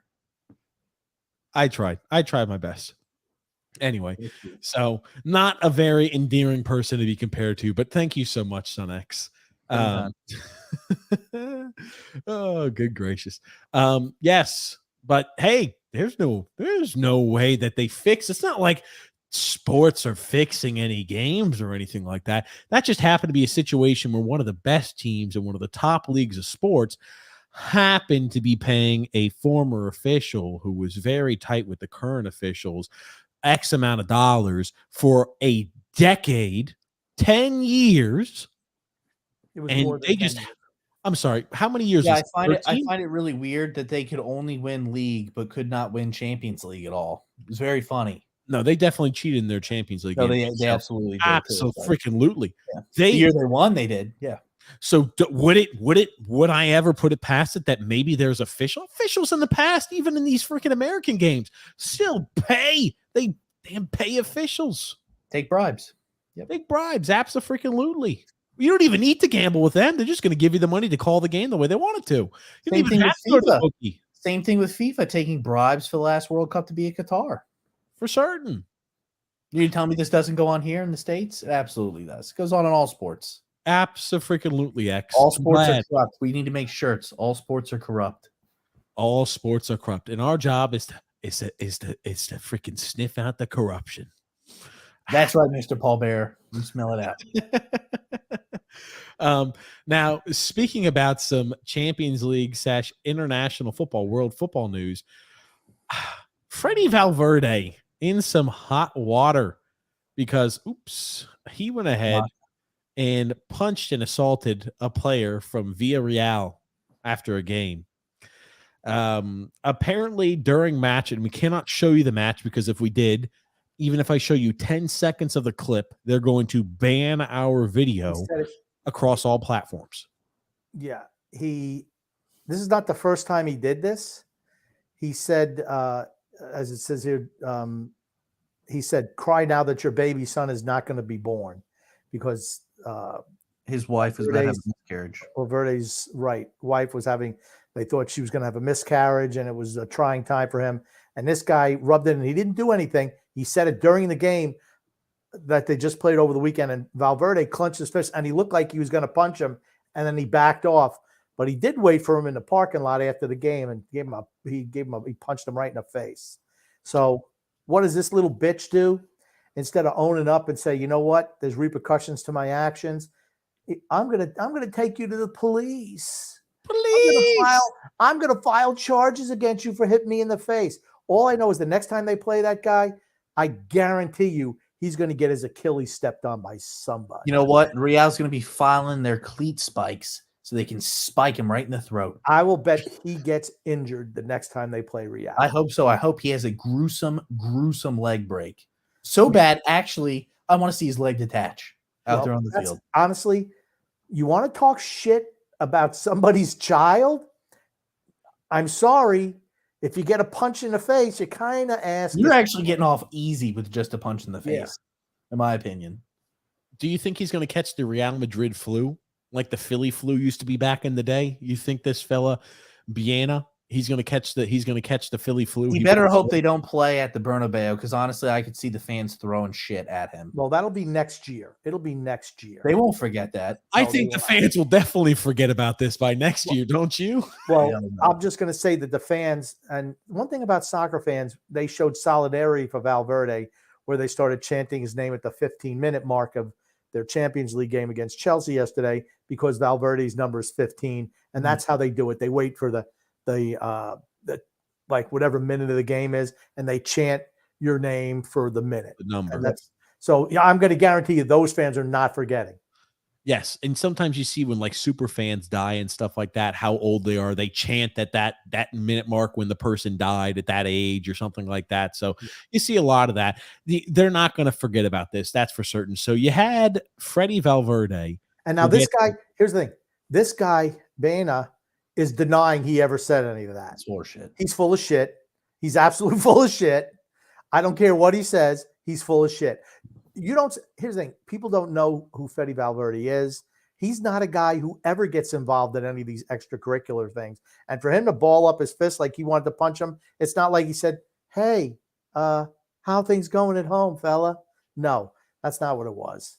You know what he should have done? He should have cold cocked him right there during the match, Grump. No, I can't do that. I like it better that he beat the shit out of him in the parking lot. It was even better. He should have hit him with a car. Speaking of throwing punches, now for those unaffiliated, Sadio Mane, a fantastic winger for Liverpool, really talented winger for Bayern Munich, has been injured and banged up this year. Was that striker? He transitioned to striker. Okay, he played wing just recently he's transitioned to striker, but he played wing. I'm sure he was the replacement for Lewandowski. That's why they brought him in. But Sadio Mane, a very, very talented forward and attacker, got into a fight with Leroy Sané and punched him in the face. Leroy Sané, ex-Man City man, who now plays for Bayern. And you've got Sadio Mane, ex-Liverpool man, and Liverpool and Man City for many years in a row were fighting it out, and sometimes 1 point differential as to who won the Premier League. And Liverpool always came up short against Man City, as in recent. But Sadio Mane punched teammate Leroy Sané. What is up with this? There's a lot of punches going around, as we'll see here, because there's one more punch that happened. I do not understand when teammates punch teammates. So I did not actually watch the game, but I watched some highlights of the game. And from what I saw, there were a lot of open opportunities where Sané was just not passing the ball. And they wound up losing 2 or 3 to nothing to Man City. Yeah, they lost that game. I think it was 3-0. But there were a lot of open opportunities where he just would not pass the ball. And who knows if it's him trying to be like, hey, I'm going to show up my old team. Yep. I'm going to do it all myself. I'm going to try and show them, hey, this is what you missed out on. This is what you could have had if you would have kept me. And I could see where Mane would get upset from that, especially if you're wide open. I mean, this is like knockout rounds of Champions League. It's for those unaffiliated. It's kind of like the Super Bowl. Imagine it's like the NFL playoffs or the NHL playoffs. That's what this is. This is what everybody wants to be able to do. Bayern Munich is a fantastic squad. They'll win the Bundesliga and they'll pass Dortmund. There's no doubt in my mind.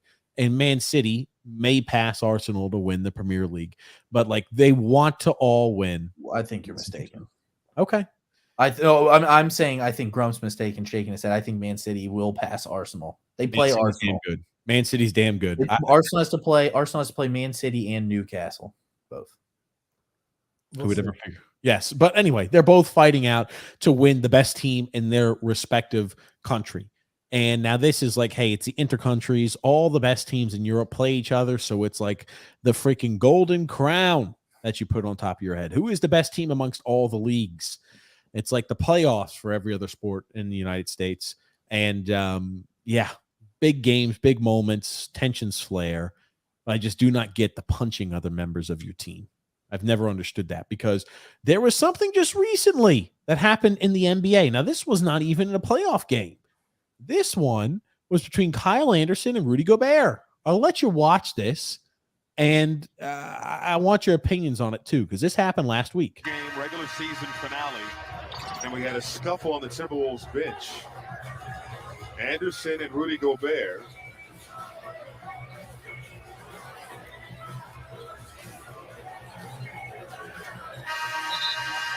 That's just something. You have teammates punching teammates on the freaking bench. That doesn't scream team camaraderie. I don't know what does.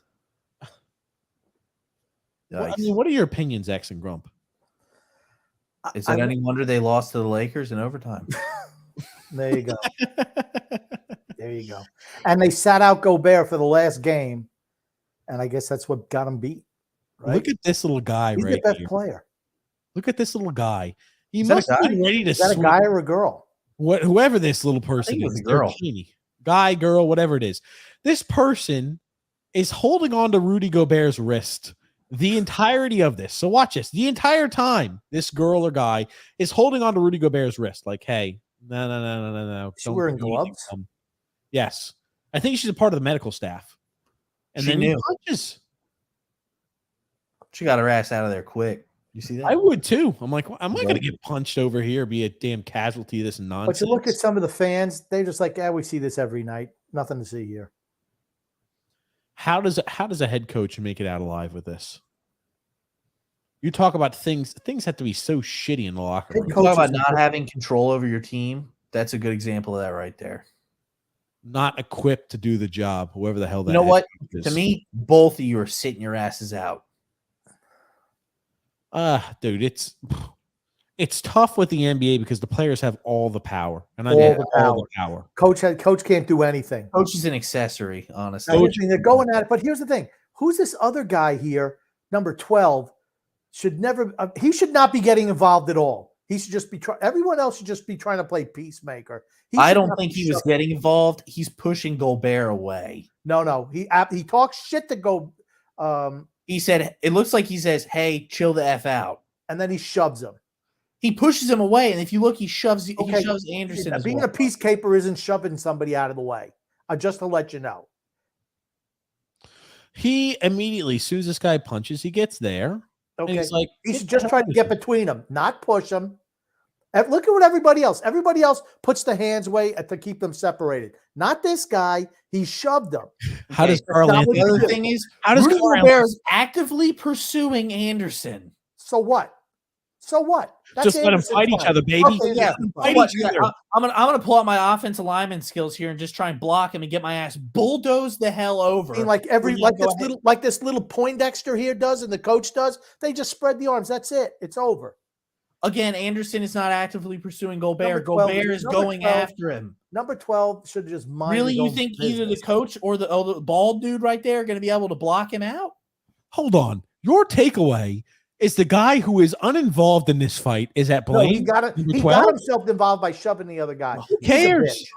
Okay, why is Rudy Gobert throwing a punch at a teammate? I don't know why. No Why is Sadio Mane throwing a punch at a Maybe it's because he's the best player, and this little piece of shit's not getting him the ball in a game that matters. I don't know Anderson from a hole in the wall. I know Gobert's by like one of the best And Carl Anthony Towns is still on that team, is he not? Look at him. Carl Anthony Towns sitting here here. Like, what the hell do I have Like myself? Gobert's like the Edwards second is best on this team. Gobert's like the second best player on that team. Anthony Edwards. Anthony Edwards is right here. Carl Anthony Towns is right here. And Rudy Gobert is right there.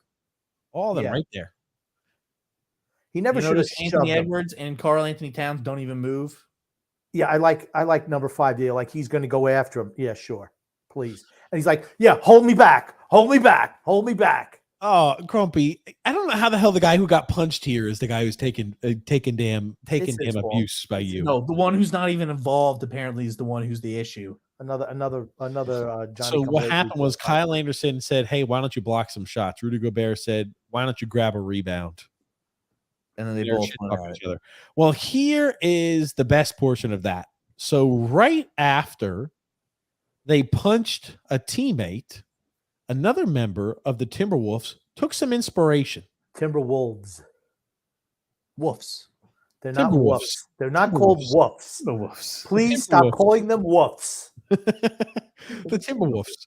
Grumpy, the Timberwolves.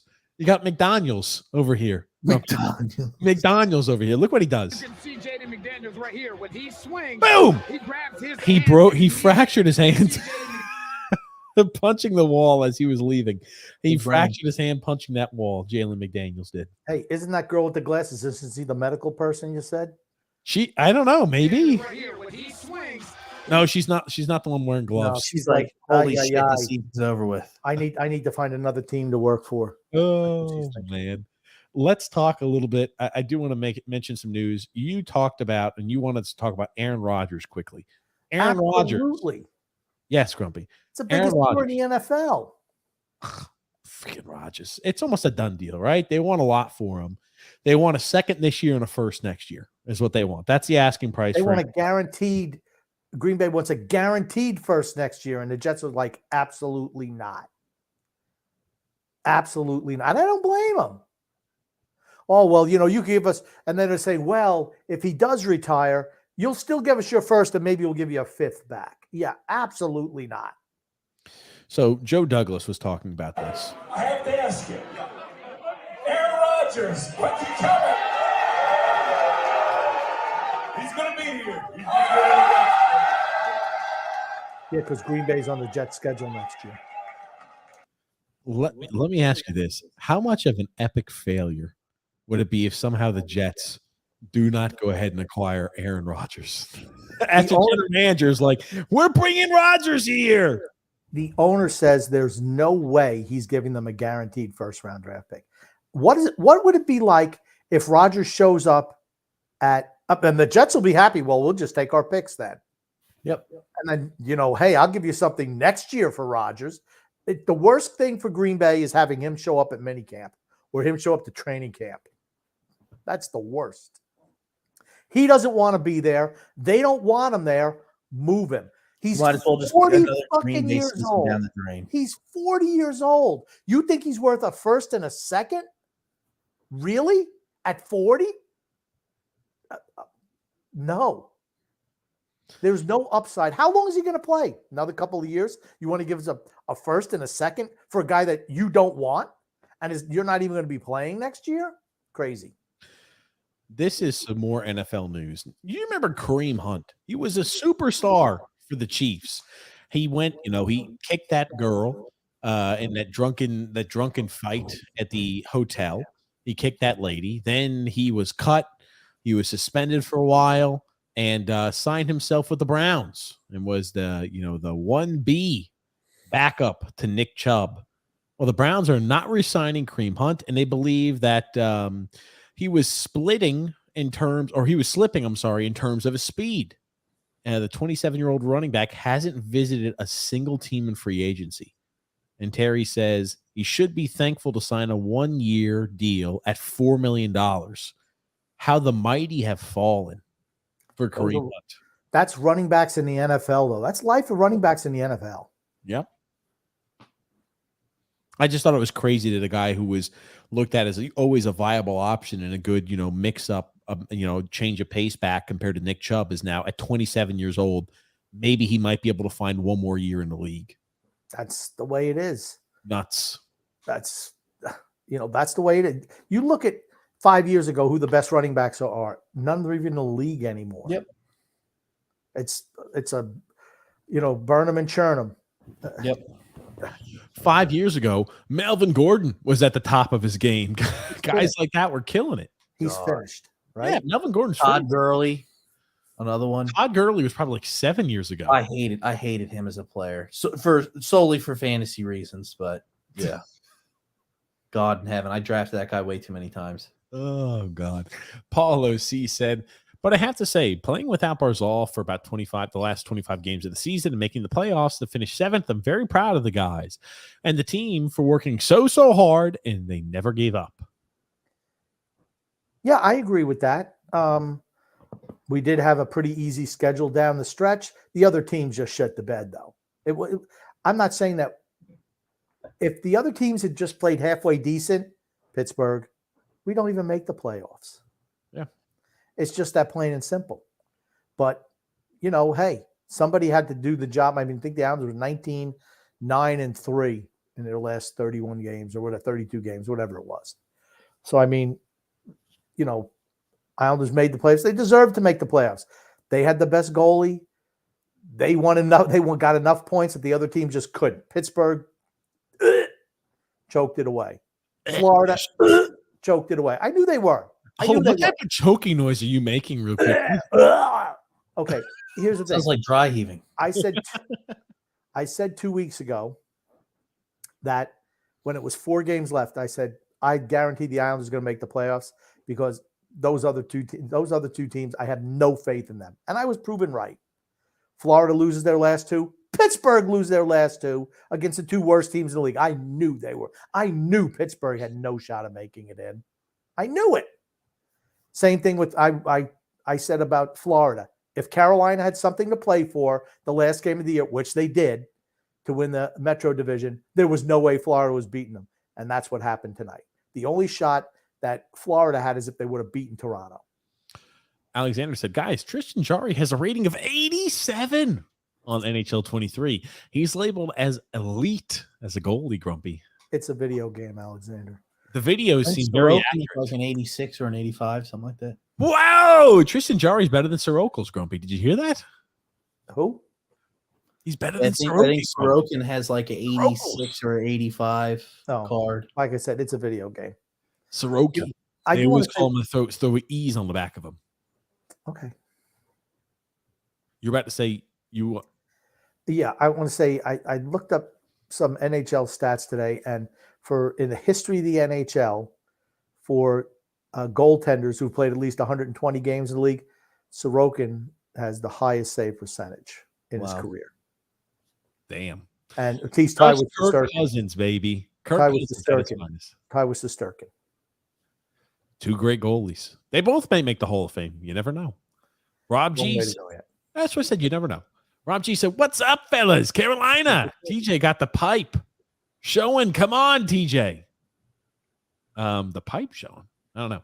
The pipes. Give us a little flex. Oh, no, Rob G. No, but thank you for the compliment. Tommy Shredder. What are you going for, Grumpy? The Rays are the masters of having quality teams with a cheap payroll. True. They do. Son X, are you a Stars fan? No, he's not a Stars fan, Christopher C. But he does like Mike Badano. Gungun says, is it a crime for men to wear thongs? I think so. Yes. Or it is a crime. I'm sorry, he said. Nick D. Grumpy. TJ, do you think you'll have a call-in show on Saturday night? We can Grumpy and I can discuss that. Yeah, that's fine. I don't care. Grumpy, what's going on, man? I'm doing some more research. Something I sent you earlier. Raji said, Grumpy, with your take on the series, the Islanders in 7. No. I think that Anderson's nowhere near as good as Sorokin. We just don't match up with Carolina. Just don't. Grump, who do you have winning it all? Boston. Rob G said Jethro Tull is a great band. Okay, there we go. And that the only time Ventura ever charged him out, he got his ass handed to him. Well, hell, if I got handled by a 40-year-old man as a young buck like that, I wouldn't charge them out ever again either. My God. Grumpy, Landon asked me yesterday if you're ready for some good stories. Absolutely. There it Absolutely. is. I just wanted to say one thing. Did you know that Cliff Kingsbury is going to be joining the staff at University of Southern California? Yeah, I saw that. Mm-hmm. What does that do for their chances going forward next year? Not much. Okay. So you don't think they have a shot to be Final Four team next year? Oh, they'll have a shot to be a Final Four team. But guess who they have as their head coach? Lincoln Riley. And what has Lincoln Riley done in his however many years of coaching? One. Really? Really? How many playoff games has he won? Not many. How many playoff games has he been to? Plenty. A few. That's my point. How many Heisman Trophy winners has he had on his team? A lot. With these playoffs. Yeah, exactly. My point. He's good. I like him as a coach. I like him as a coach. I like him as a recruiter, not a coach. I think that that's a really good pickup for USC to improve their program. I really do. Yeah, I'm just saying I like Lincoln Riley as a recruiter, not a coach. Now, Jonathan Gannon, is that Rich Gannon's kid? I don't think so, no. He looks young as hell. Yeah, well, he's young. He's the guy from the Eagles who's coaching Arizona. Arizona is a dumpster fire. Yeah, because they've got a shitty quarterback at the helm. It's not the quarterback. It's the organization. Mm-hmm. Nah, I don't think he's related to Rich. I was hoping he was, but he's not. Anyway, moving along here. Gungun said, who will prove triumphant in the Devils and Rangers series? I think probably the Rangers. Rangers. Yep. Mm-hmm. And that's honestly, the way the Rangers are playing, that's a great matchup for them. The Devils are not an ultra physical team, and it's going to be, more of a high flying offense all over the place. Yeah. Are the Devils capable of beating Rangers? Yep. But I'm taking the better goalie in that series. And the Rangers have been there. This is the Devils' first time in the playoffs with these players ever. So Rob G said Devils in 4. My God. Wow. JP said the Islanders might win 2 against Carolina. I hope I'm wrong, but I doubt it. Edmonton has a shot at the division if Vegas chokes, Grump. Is Vegas going to choke tonight? Again, a team that is playing not a great team. They win, they get division. They're going to take care of business. Sorokin is the key to our victories, but we have to get Barzal back. I don't see him coming back. Will the Leafs choke for the 7th consecutive year in the first round? No, I think they finally get over the hump. I really do. You know what? I don't think so. 2 injuries like that to important sandpaper pieces for Tampa. Toronto is winning that series. Toronto is beating Tampa. That's simple. D-Cut says, fire TJ, hire D-Cut. Typical. John McMahon said, well, Grumpy, just like the Islanders and the Finns, just like the Islanders, the Finns don't have a first-round pick either. Think about how the Dolphins have mismanaged all those draft picks that they got. All those first-round draft picks. They just mismanaged them in the worst way. They should be one of the best teams in the league. They drafted guys who suck. They talk about a team that just mismanaged assets, man. That's the Miami Dolphins. Sorry. They drafted the better quarterback. Yes, Tua was much better than Justin Herbert. Noodles. A fight that broke the family apart. Rob G said Maple Leafs will win this year against Tampa. I think maybe 2, Rob. Maybe I do. A wild game in the Florida Panthers. Absolutely. And D-Cut says the Harris is a great owner for the Knicks and the Devils, Grumpy. So 76ers absolutely blow. Okay. They're a shitty team, poorly run. And the Devils. He owns the Devils too. Devils ain't won anything either. He gets more credit there, but he just didn't own it. I don't know. The 76ers. Is he willing to put the money in the team? Well, maybe. That's a lot of money to lay out for a team. James F. that the Penguins lost again. I wonder how my Penguins co-workers are going to react. They'll make an excuse. They'll make an excuse tomorrow. Well, Doesn't matter. We didn't make the playoffs anyway, so it didn't matter. You know what they're going to say? We've won 2 Stanley Cups in the last 2 decades. You lost to the 2 worst teams in hockey the last 2 games. You would have beat them. You would have made the playoffs. That's all you need to know. And Columbus said, we don't want to have the best odds at Connor Bedard. We want to win our last game of the season. Like, what the hell is going on? Johnny. Prospect since Gretzky. He's great. Or even Crosby, maybe. Yeah. McDavid. Who knows? Johnny Mack said, X, I worked for the Stars for 10 years. If you want more Madonna stuff, let me know. Yes. There it is. Sick. The JP said, Jack Kent Cook. Okay, I thought he sold it to someone after him. Maybe I'm mistaken. For the former Redskins owner, Jack Kent Cook. For some reason, I thought Edward Bennett owned the team after Cook. Maybe I'm wrong. Don't matter. Brainer 95.4 says here, I know how good Boston was this year, but I kind of have a feeling that the Bolts might go to the finals again. I don't know. I don't know. If the Bolts were healthy, sure. I'm not sure, though. Redskins owner Jack Kent Cook, his estate, sold it to Dan Schneider. Okay. D-Cut says Snyder paid $800 million, roughly, I guess. He sold it for $6.05 billion. Pretty decent. Investment. Yep. Wellington Mara bought the Giants for $500. Wow. It's gonna be $500 million, right? No. That you're talking about the original teams. I thought it was like $25,000 to buy a franchise back in the day. Talk about New York Giants. Yeah, like in whatever it was, 1929, whatever NFL started, however many years ago it is. I don't even know. Do you think the Giants are probably, if the Commanders sold for $6 billion, what are the Giants worth? Like $8 or $9 billion? Way more than that.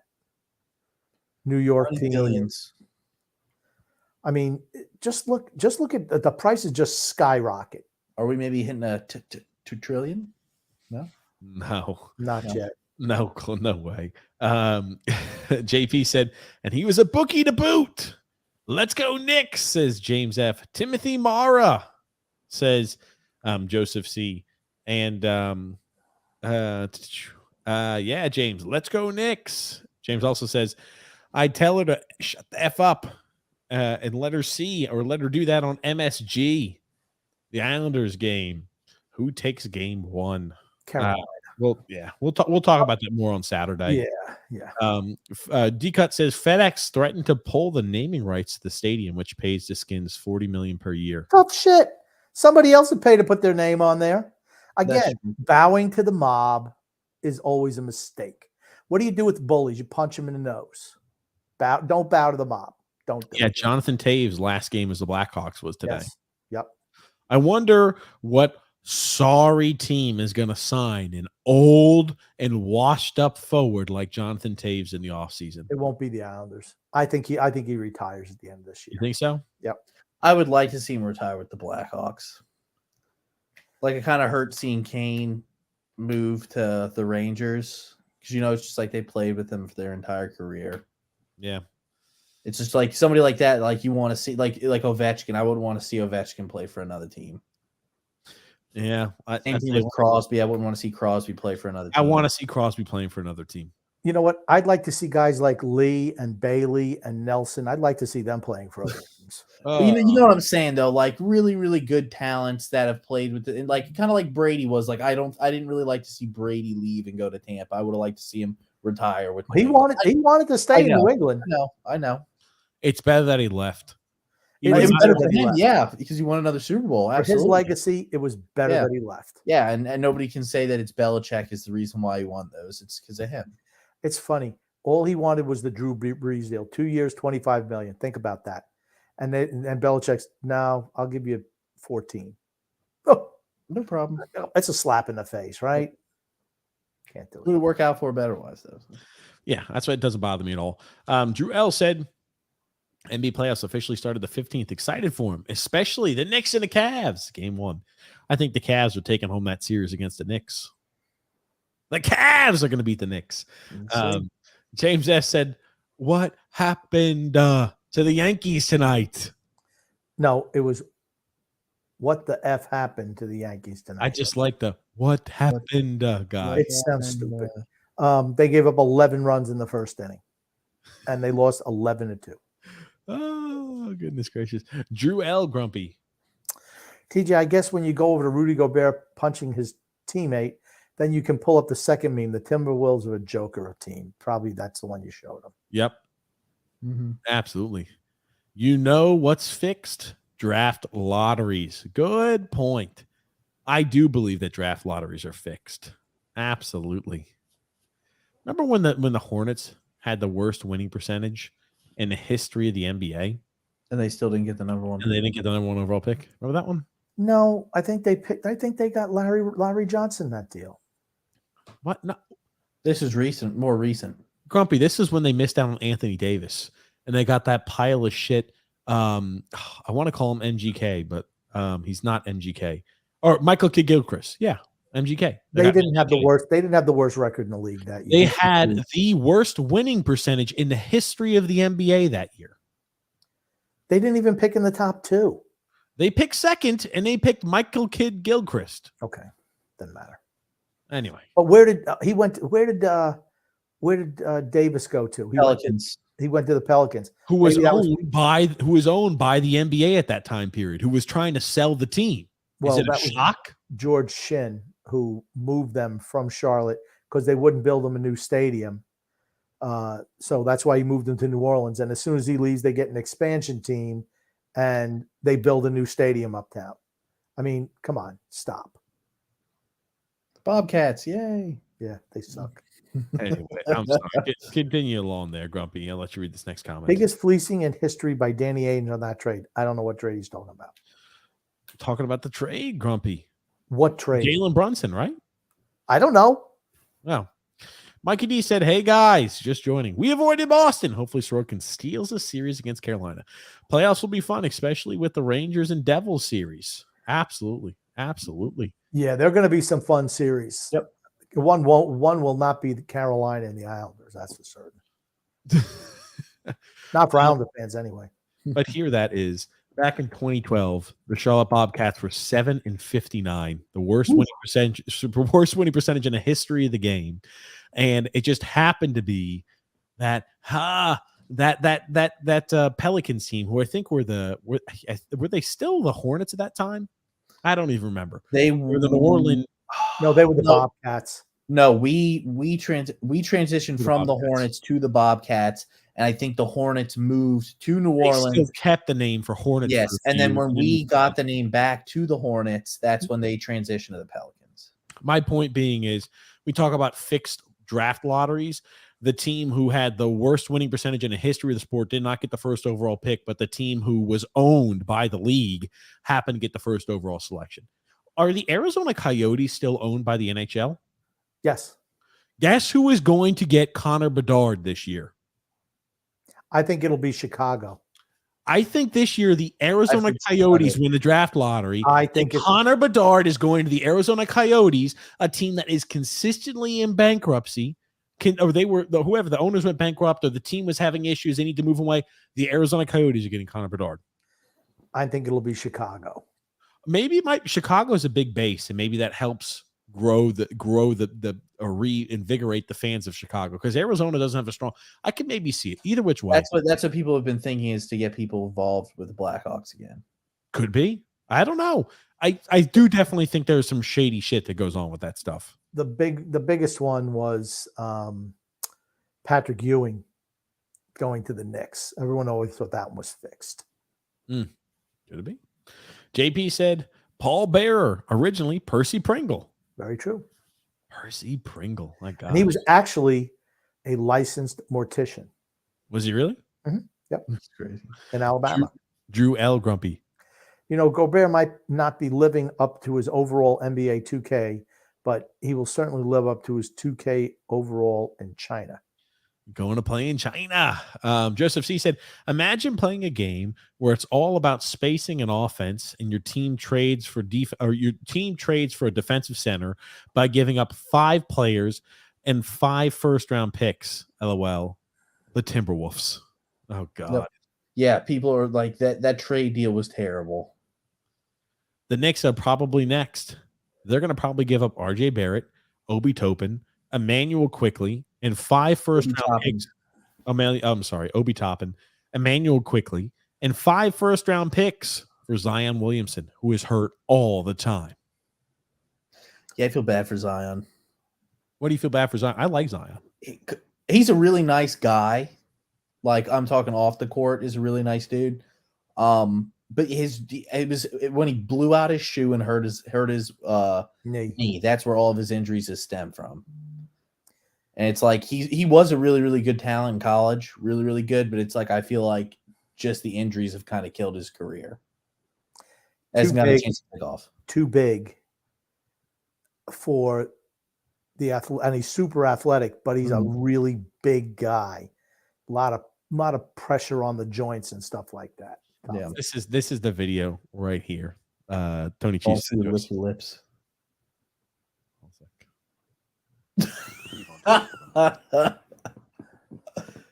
Little snake tongue right there. Little yikes. Oh my god, that's a good look. They play that at elementary schools and say, "Watch out for this guy." Thank God it didn't do that with a mustache. These are the pedophiles. Really bad. That would look really bad with a mustache. When they offer you candy on the street, these are the kind of guys you want to avoid. These are the prototypical individuals that will offer you candy. Joseph C. said Zion wants to play in a big market, so I could see him pushing his way to the Knicks. I like Zion. If you could say him, he's a machine. Son X received the hair gene. Oh, X is also losing hair too. Yeah, we've all received the hair gene. We could thank Grumpy and the Warden. Thanks, Grump. You're welcome. You're welcome. Here you go. Plus, no one wants to trade for Zion because he doesn't want to play until he quote unquote feels like Zion again. Hold on, what the heck? Zion's doing what? He's not playing. He doesn't want to play until he feels like himself again. The hell does that mean?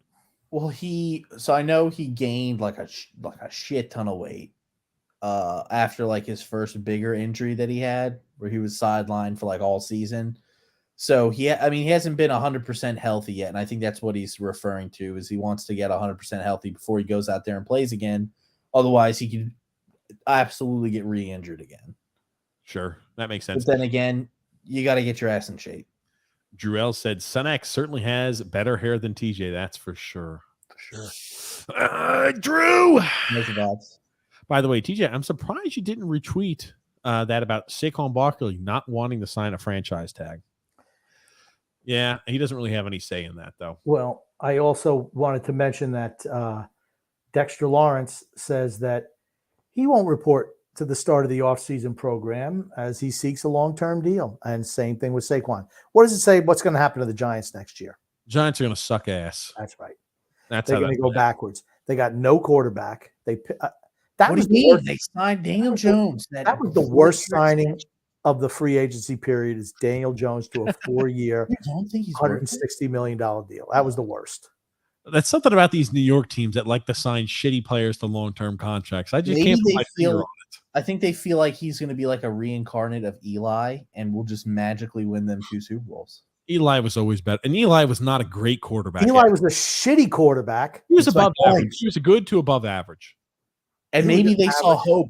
They saw hope with that first game against Minnesota where he pulled shit out of his ass. And they're like, we know of a similar guy. We've seen this before. Super Bowls. We've seen this before. Guys pulling magic shit out of his ass, and he helped us win a Super Bowl. Yeah. Oh man. Joseph C said Patriot fans are sold. They're gonna sneak a deal for Rodgers right under the Jets' noses. No way. Zero chance of that happening. What selling point do they have to Rodgers?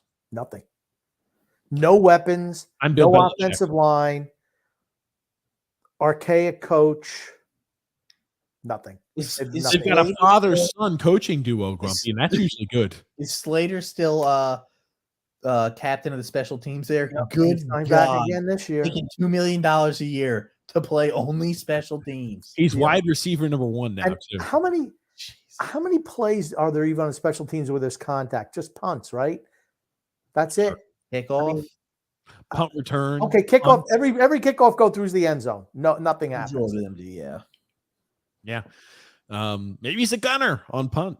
Grumpy knows. Oh gosh.